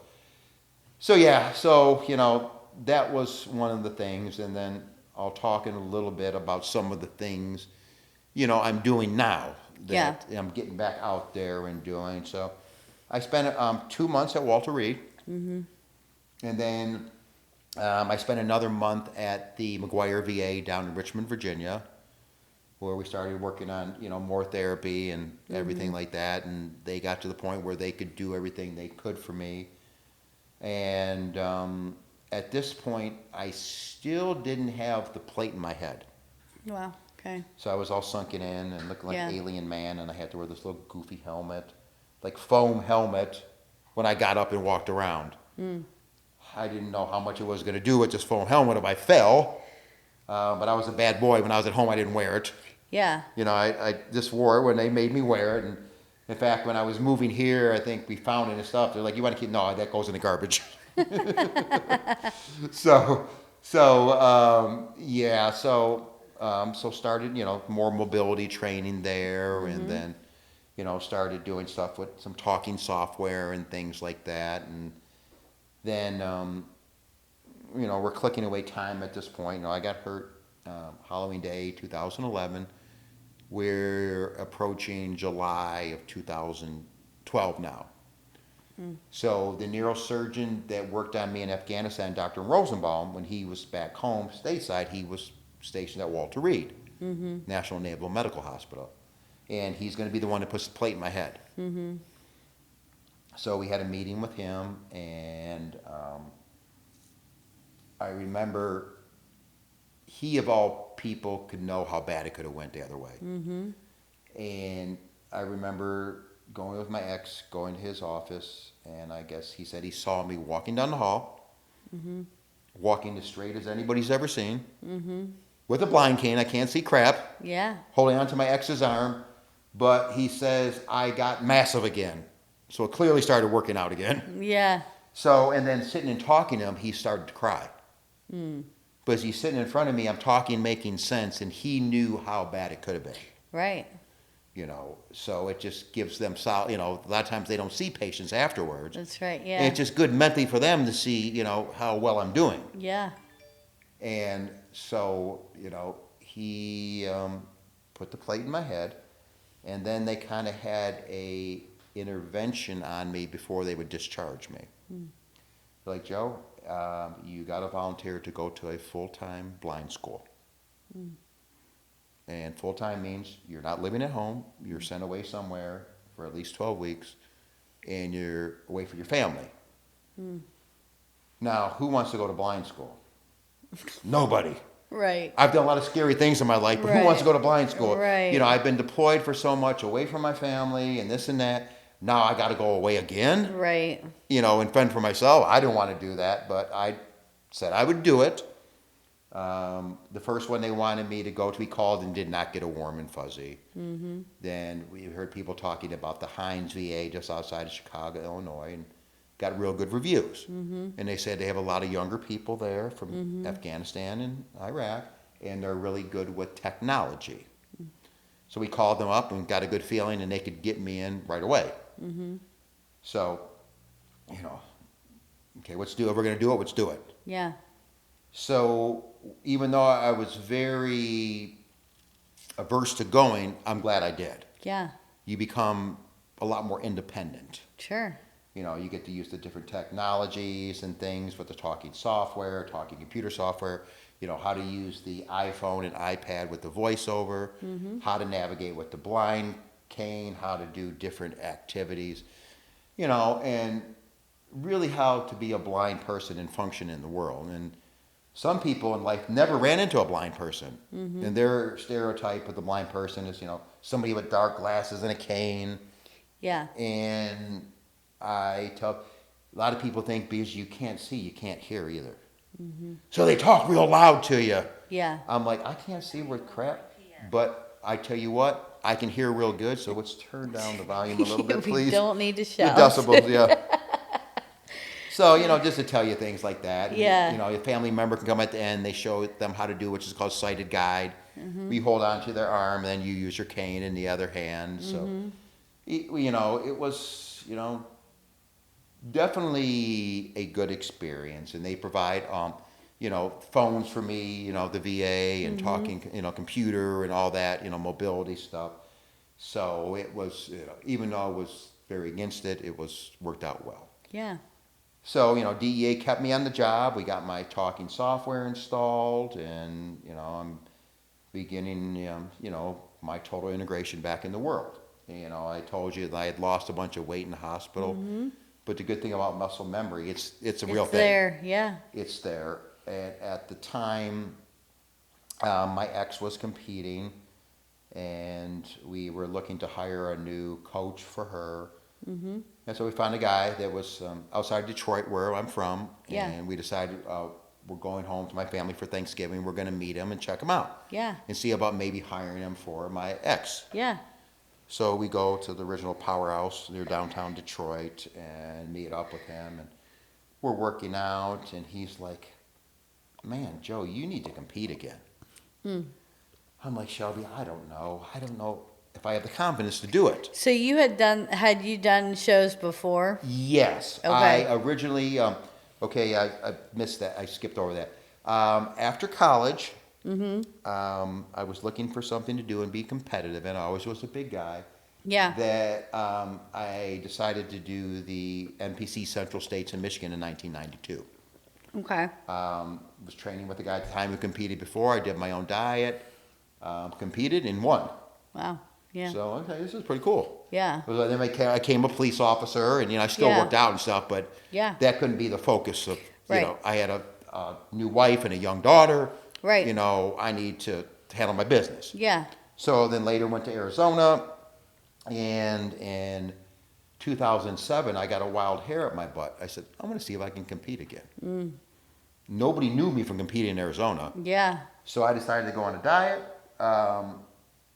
and did the Arizona show in 2007 and won the open class, which is the young people, and the old people's the masters too. So, but then I didn't compete again. I got on the fast team and did all that. Yeah. So we're working out with Shelby, and he's like, and his name's Shelby Starnes, Hey, he's like, you need to come. I was like, I don't know if I have the confidence to do it, Shelby. You got to do the posing and all that. I just don't know. He goes, Joe, let's do this. Let me put you on a little cutting diet for free and see how you look, and then we'll decide. So we did that, and he was very happy what he saw, and he says, okay, we need to do it, Joe. So this is 2015 now. So we decided I'm going to do the an NPC show in Norfolk, Virginia. I was living in Virginia at the time. And I was going to do the Open, which is the young people, all ages, and the Masters, which is 35 and over.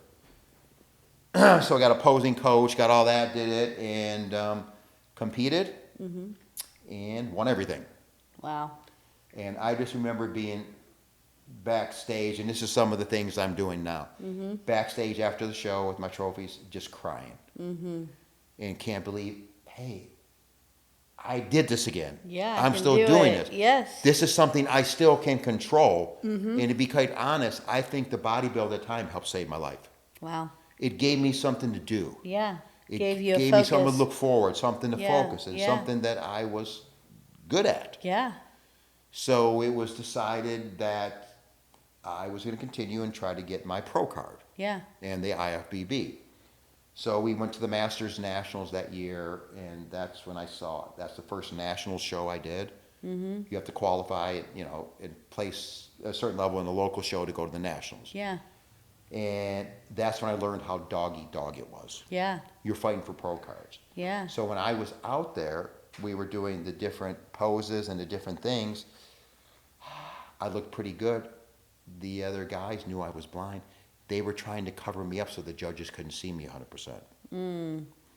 So I vowed that would never happen again. Yeah. And you can't be fist fighting people on stage. Right. So after that, I just learned, okay, if somebody's trying to push it, how to gain position back without looking too aggressive. Yeah. Yeah. How to do it slick. Yeah. So, so I did pretty well at the national level. And then it was, okay, we're going to keep going and keep doing this. And then I almost got my pro card in 17. I did the universe, and if I had won first place in my class, I would have won my card. And another guy beat me, this L.I.O.N. Jones.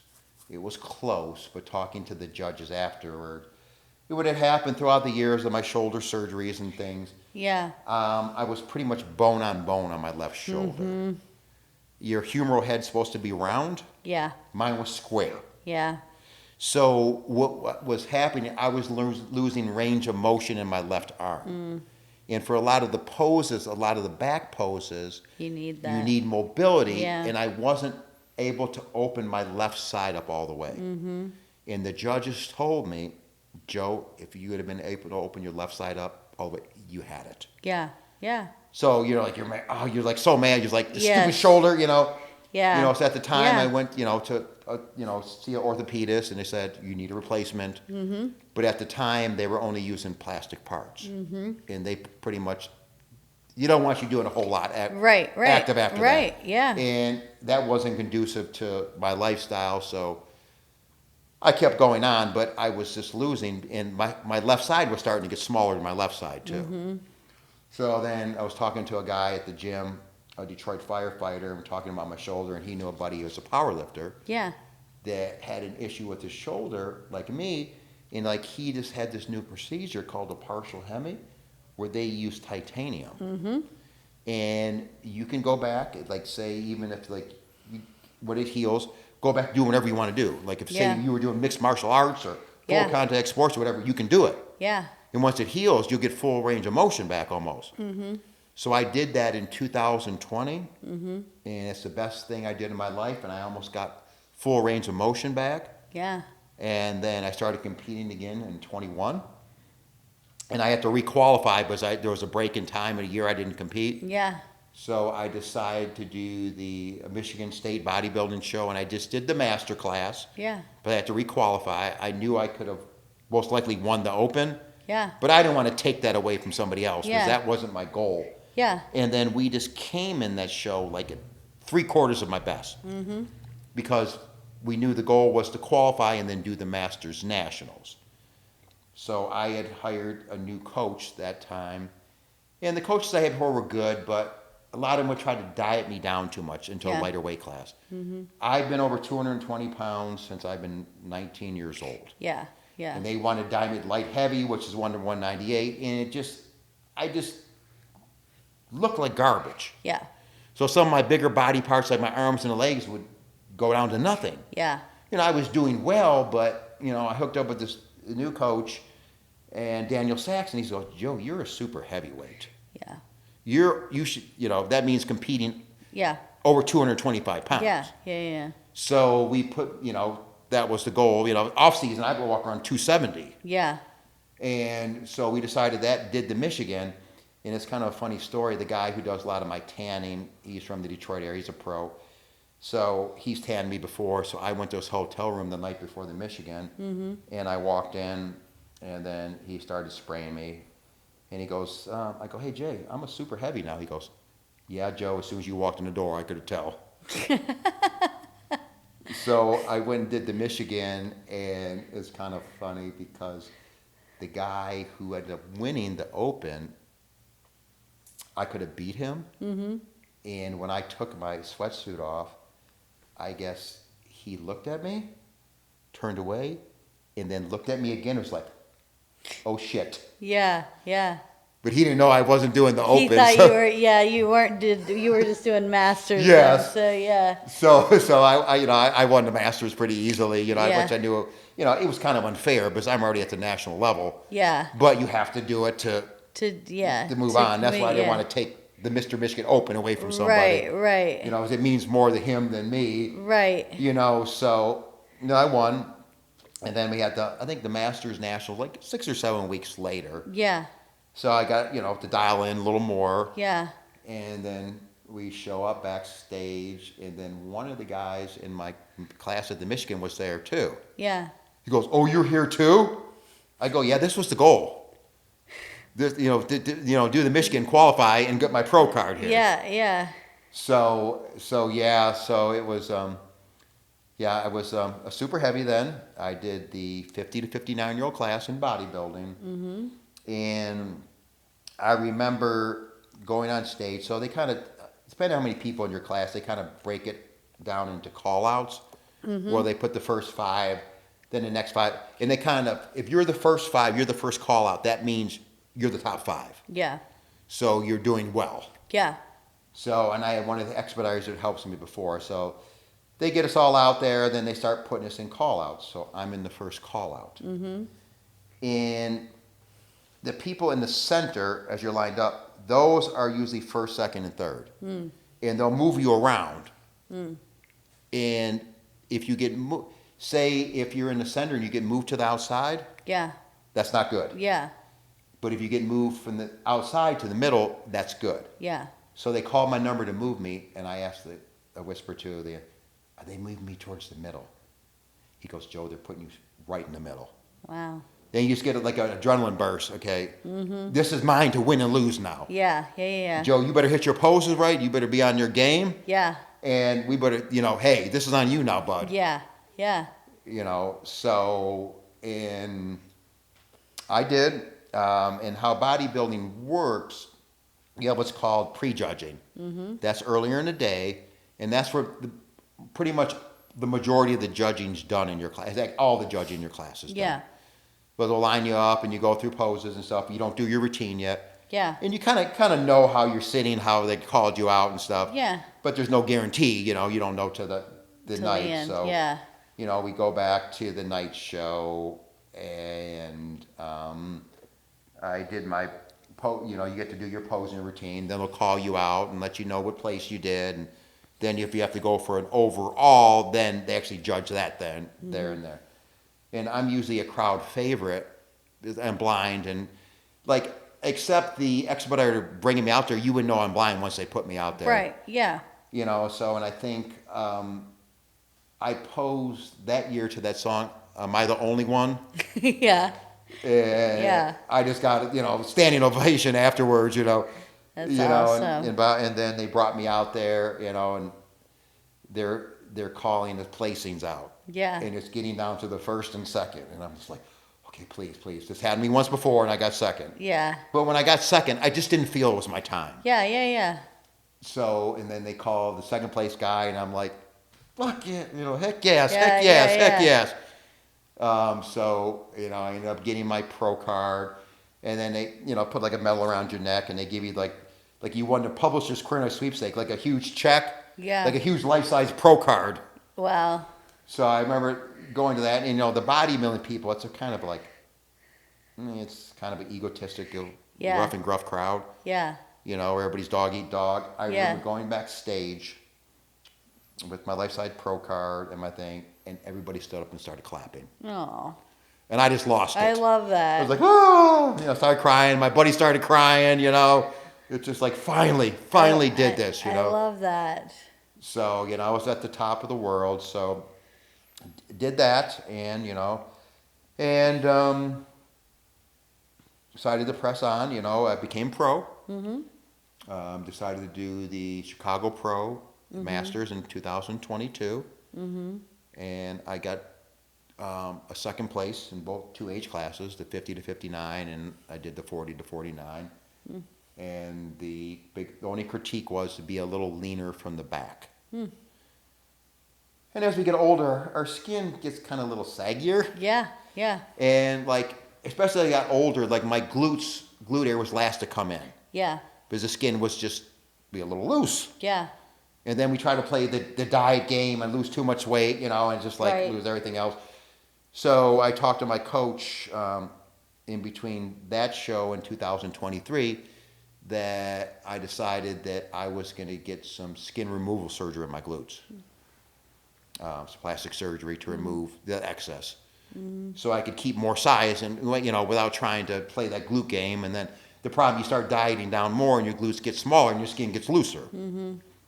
So I decided we got the surgery and then did the Masters Nationals, Chicago Pro, and 23 and ended up winning.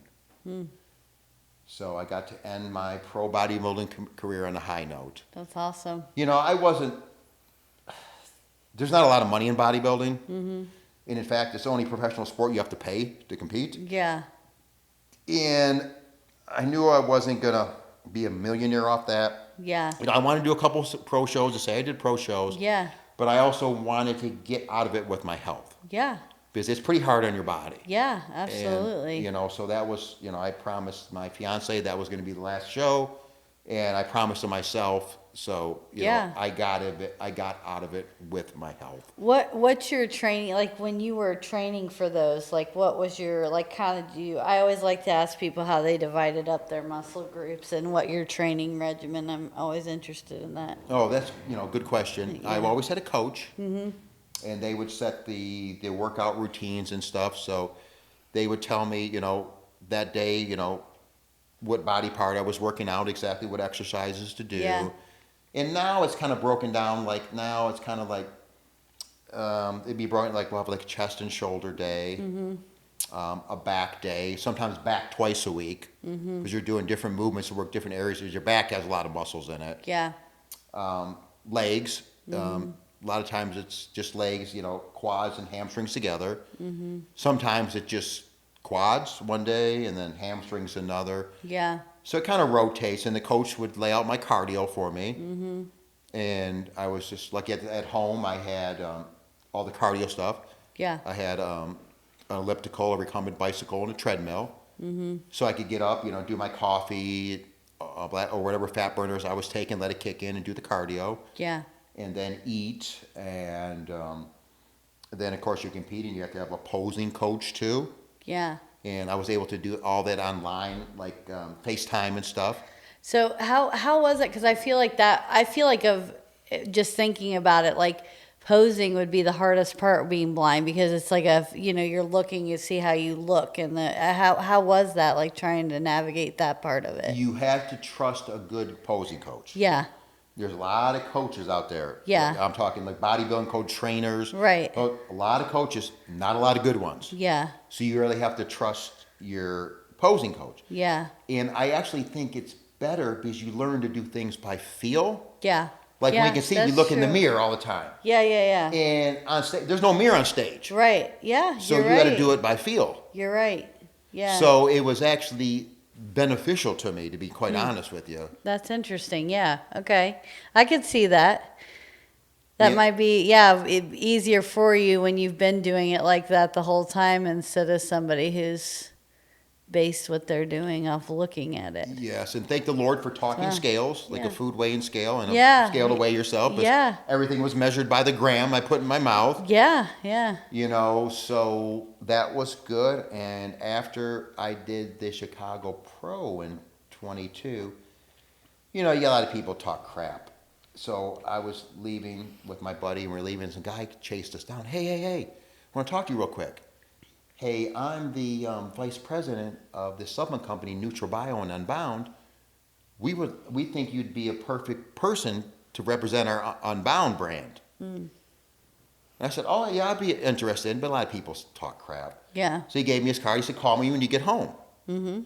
So I got home, said and called him, and he was for real. And he sent me a bunch of supplements. So they gave me a full sponsorship Wow. where, whatever supplement they had every month, I just order and they would provide it to me. Yeah. Even though I'm not competing anymore, they still take care of me, which is good. Yeah. Because in this could be a whole other, this whole supplement industry, Yeah. it's not regulated by the FDA. Right. So there's a lot of crap out there. Yes. There is good stuff out there. Yes. And I know what the good brands are, and I know what the good stuff is, just from being in the game so long and working with good coaches. And you have a lot of these nowadays influencers. Yeah. And unfortunately, most of these influencers are full of crap. Yeah. And there's confusing people. What brands do you like? I like NutriBio Unbound. I like First Form. I like True Nutrition.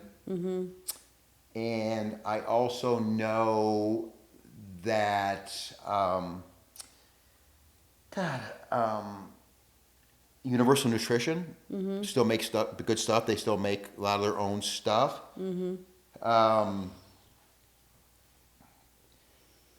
Who else? Let me think. There's a couple other companies out there that are kind of like smaller companies that I can't recall their name offhand. But a lot of these like bigger name companies, where you see a lot of these bodybuilders or on their products, have turned to total crap, total garbage. And they have these flashy ads and flashy things, and people fall for it. Yeah. And yes, it's a lot of crap. And I just, we work hard for money. I don't like people getting taken advantage of. Sure. Yeah. If they're wasting their money on this and that and crap, and different things, and that, certain forms of, different vitamins or work better than others. It's like Yeah. L-carnitine, a lot of people will use it as a fat burner, but in the oral form, it's not very effective. Now, injectable oral carnitine works crazy good. Yeah. It works crazy good, but, then some people don't like Injections. injecting, Yes. so. But part of bodybuilder higher level, if you don't like injecting, well, you don't have to like it, but you're going to have to do it. You're probably not going to go very far. Yeah. Yeah. And a lot of it's genetics too. Yeah. I know a lot of guys and gals who have done Mr. Olympia cycles. Yeah. And all they do is get bloated and look like crap. Yeah. Where you get somebody with good genetics and a good uptake, they just, do a lower amount and just blow up. Yeah. Yeah. And I've always been in the adage with that, use the minimum amount to get your result. Yeah. You can always go up, but if you start with the super high amount, where do you go from there? Exactly. Yes. Yeah. And you have to do all these crazy things to win a local show. What's going to happen when you go to the next levels? Right. You're going to be tapped out. Yep. You're going to maximize what you had to maximize. Yeah. So there's just a lot with that. And like I said, you need to do your research. If you get a coach or a trainer, Yeah. there's a lot of them out there, but not a lot of good ones. I'll be working out now, and I'll just hear like a trainer talk to people, and I'll just shake my head. I'm like, oh my God. What do we got going on here, or Do you think it's possible to do bodybuilding and be healthy about it? Do you think it's possible, like, to be really healthy about it? I like to ask that too, because you hear a lot of people, like I've had other, like, people that buy it and they're like, it's rough, it's rough on your body, There's definitely a way to do it a lot smarter. Yeah, yeah. Is it completely safe? No. But can you manage your risk? Yeah. You can take things. There's a kamikaze way of doing things. Yeah.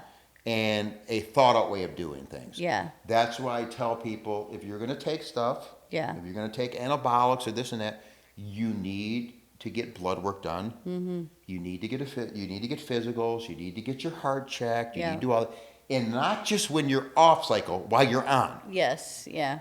Because then you can catch something if it's starting to go askew. Yeah, yeah. So I caution people. And I'll tell these kids, they want to, everything is immediate now type. Yes. Society. Yeah. Want it now with all these SARMs and all this stuff, it's like, I want it now. And they call these young kids, I guess, SARM goblins. Yeah. And some of those things are pretty dangerous. Yeah. And in fact, some of those regular anabolics are a lot safer than some of those SARMs. Yeah. And, they just, it's crazy. It just, blows my mind. And they want to do these mega doses and mega this. And it's just like, hey, I'm not going to give you any advice on anything unless you're willing to do the things that keep you healthy. It's funny because you're talking about it from that, like, opposite end. And then I talk to women on the other end all the time. They're like, I don't want to touch a weight because I'm afraid I might, get. And I'm like, do you know how hard it is? You're not going to get that bulky. Do you know how hard it is to put on? You have to, like, I work hard to put on muscle, and, like, it's hard. Like, it's like, it's years and years of, trying. Like, a lot of these female bodybuilders or figure or physique. Yeah. They're doing so much drugs. Yeah. And it's over years and years, believe me. Or, I'll get a guy, I don't want to be as big as you. Don't worry, you never will be. You won't be. Yeah, exactly. I promise you that, It was kind of, Dana Lynn Bailey, I follow her stuff all the time. And it was just funny. She put something like that on there about, like, being approached out at a gym, and it was just... It's just funny, like, people's misconception of what it takes to actually get muscular, like, no. Yeah, it's crazy. Kids, what drugs do you take? Okay, before we talk, let's talk about your current diet, your current training, your current rest, your current supplement protocol. Yeah. Let's make sure you have that all locked down before we go to a next level. The 95% before the, yeah. Yeah, we don't want to put, the cart before the horse. Yeah, exactly. I just, it just, like I said, funny. It just, people, I want to if you ask me a question, I'm going to tell you the truth. Yeah. Whether you like to hear my answer or not, yeah, I'm going to be brutal honest with you. And there's a lot of coaches out there that just pump up their clients. Yeah. Or, hey, you're going to be pro, you're going to do this, you're going to do that. Or you get these people that compete like in a local show. Mm-hmm. And usually you have to place top 5 in like a local show to go on to do a national show. Mm-hmm. But in all reality, at a local show, unless you win the overall and you pretty much dominate, you're not going to go to the nationals and do very well. Mm-hmm. And you'll get this, I'm nationally qualified, I'm going to go to the nationals and kill it. No, you're not. You're going to get your feelings hurt. Yeah. Unfortunately, in body, you got to pay your dues too. Yeah. It's just like I got the first year at Chicago Pro, I got 2 second places. And then the older class, I'm not going to mention the guy's name above me. Most people thought I should have beat him. Yeah. But I was a brand new pro. Yeah. I got to pay my dues. So I was sad that I lost and didn't get first. Yeah. But I realized, hey, you got to pay your dues, Joe. Yeah. Take the judge's feedback. I did. Yeah. And I got first place the next year. Yeah. What realistically would you tell somebody, like, maybe they've got decent genetics, maybe they've always done something athletic, like they're not a complete couch potato, so they've got a okay base, but not a clean diet, not really necessarily regular on their workouts like they need to be. Like what, like from an average kind of standpoint like that with like the athletic tendency and the genetics, like how long of hard work do you think you put in before you're even ready to start competing like locally? Unless you have some crazy genetics, and there's some people out there with them, I would say like lifting weights and doing it. I would say realistically, unless you're like have super, I would say about 5 years. Yeah. You know, to go on stage, and that's when it would take. What I would recommend too is that you talk to somebody that you feel is a good coach, Yeah. and then would be honest with you and ask them. How you think with my current, how long do you think it would, or, Yeah. And if that's your goal, Yeah. find a good coach and hire them, Yeah. and start working with. I tell people with coaches too, you don't just want to get a coach when you're dieting for a show. You want to hire the coach in the off season to say, learn your body. Yeah. What foods work with you? What supplements work with you? What works better? We Yeah. have some allergies to different foods. Some foods may bloat us. Yeah. So get with them, and have a full off season with them. Yeah. And then step on stage. And I give props to anybody that steps on stage because you're pretty much standing out there pretty much naked. Yeah. And being judged by people. Right. And picking out every flaw that you have. 100%. Yeah. Yeah, it's tough. Well, I know we've been going on for, a while. I just kind of want to, as we're starting to wrap up, like, what's your dream now? Are you doing more like the motivational speaking? Like, what's your next 10, 15 years look like? What are your plans? Yes, I'm focusing on the motivational speaking to try to help other people. Yeah. There's some technologies and things coming out that may give me some more eyesight in the future. Yeah. If that comes to pass, I think I will start maybe helping and working people with coaching and training. Love that. But I'm not able to see their physique and stuff. I'd Yeah. be doing a disservice. I could give somebody a general diet, a general workout. Absolutely. But until, I can see them, Yeah. I would be doing them a disservice, and, if I could see more, I would probably like to volunteer like a local high school team, like help coach football. Love it. Yeah. Things of that nature. Probably my competing days are done. But I'll always stay in shape and eat well. And I do other things. I go out and hunt with special optics and stuff. So I active hunting. And in fact, I shot a big bison in Montana last year. Got gators in Louisiana. I've ran 5K races. I've been tandem skydive jumping. I've been snow skiing. Yeah. Just challenge myself. Just go out there. And I tell people, the only way we get better in anything, we gotta challenge and push ourselves. We have to learn to be uncomfortable. You have to, and I tell people in the gym, and I'm not saying if exercises hurt, don't do it. But if there's some exercises or movements we probably don't like doing, those are probably the things we need to do. So you can't just, cherry pick what you want to do. My trainer actually said those same words to me.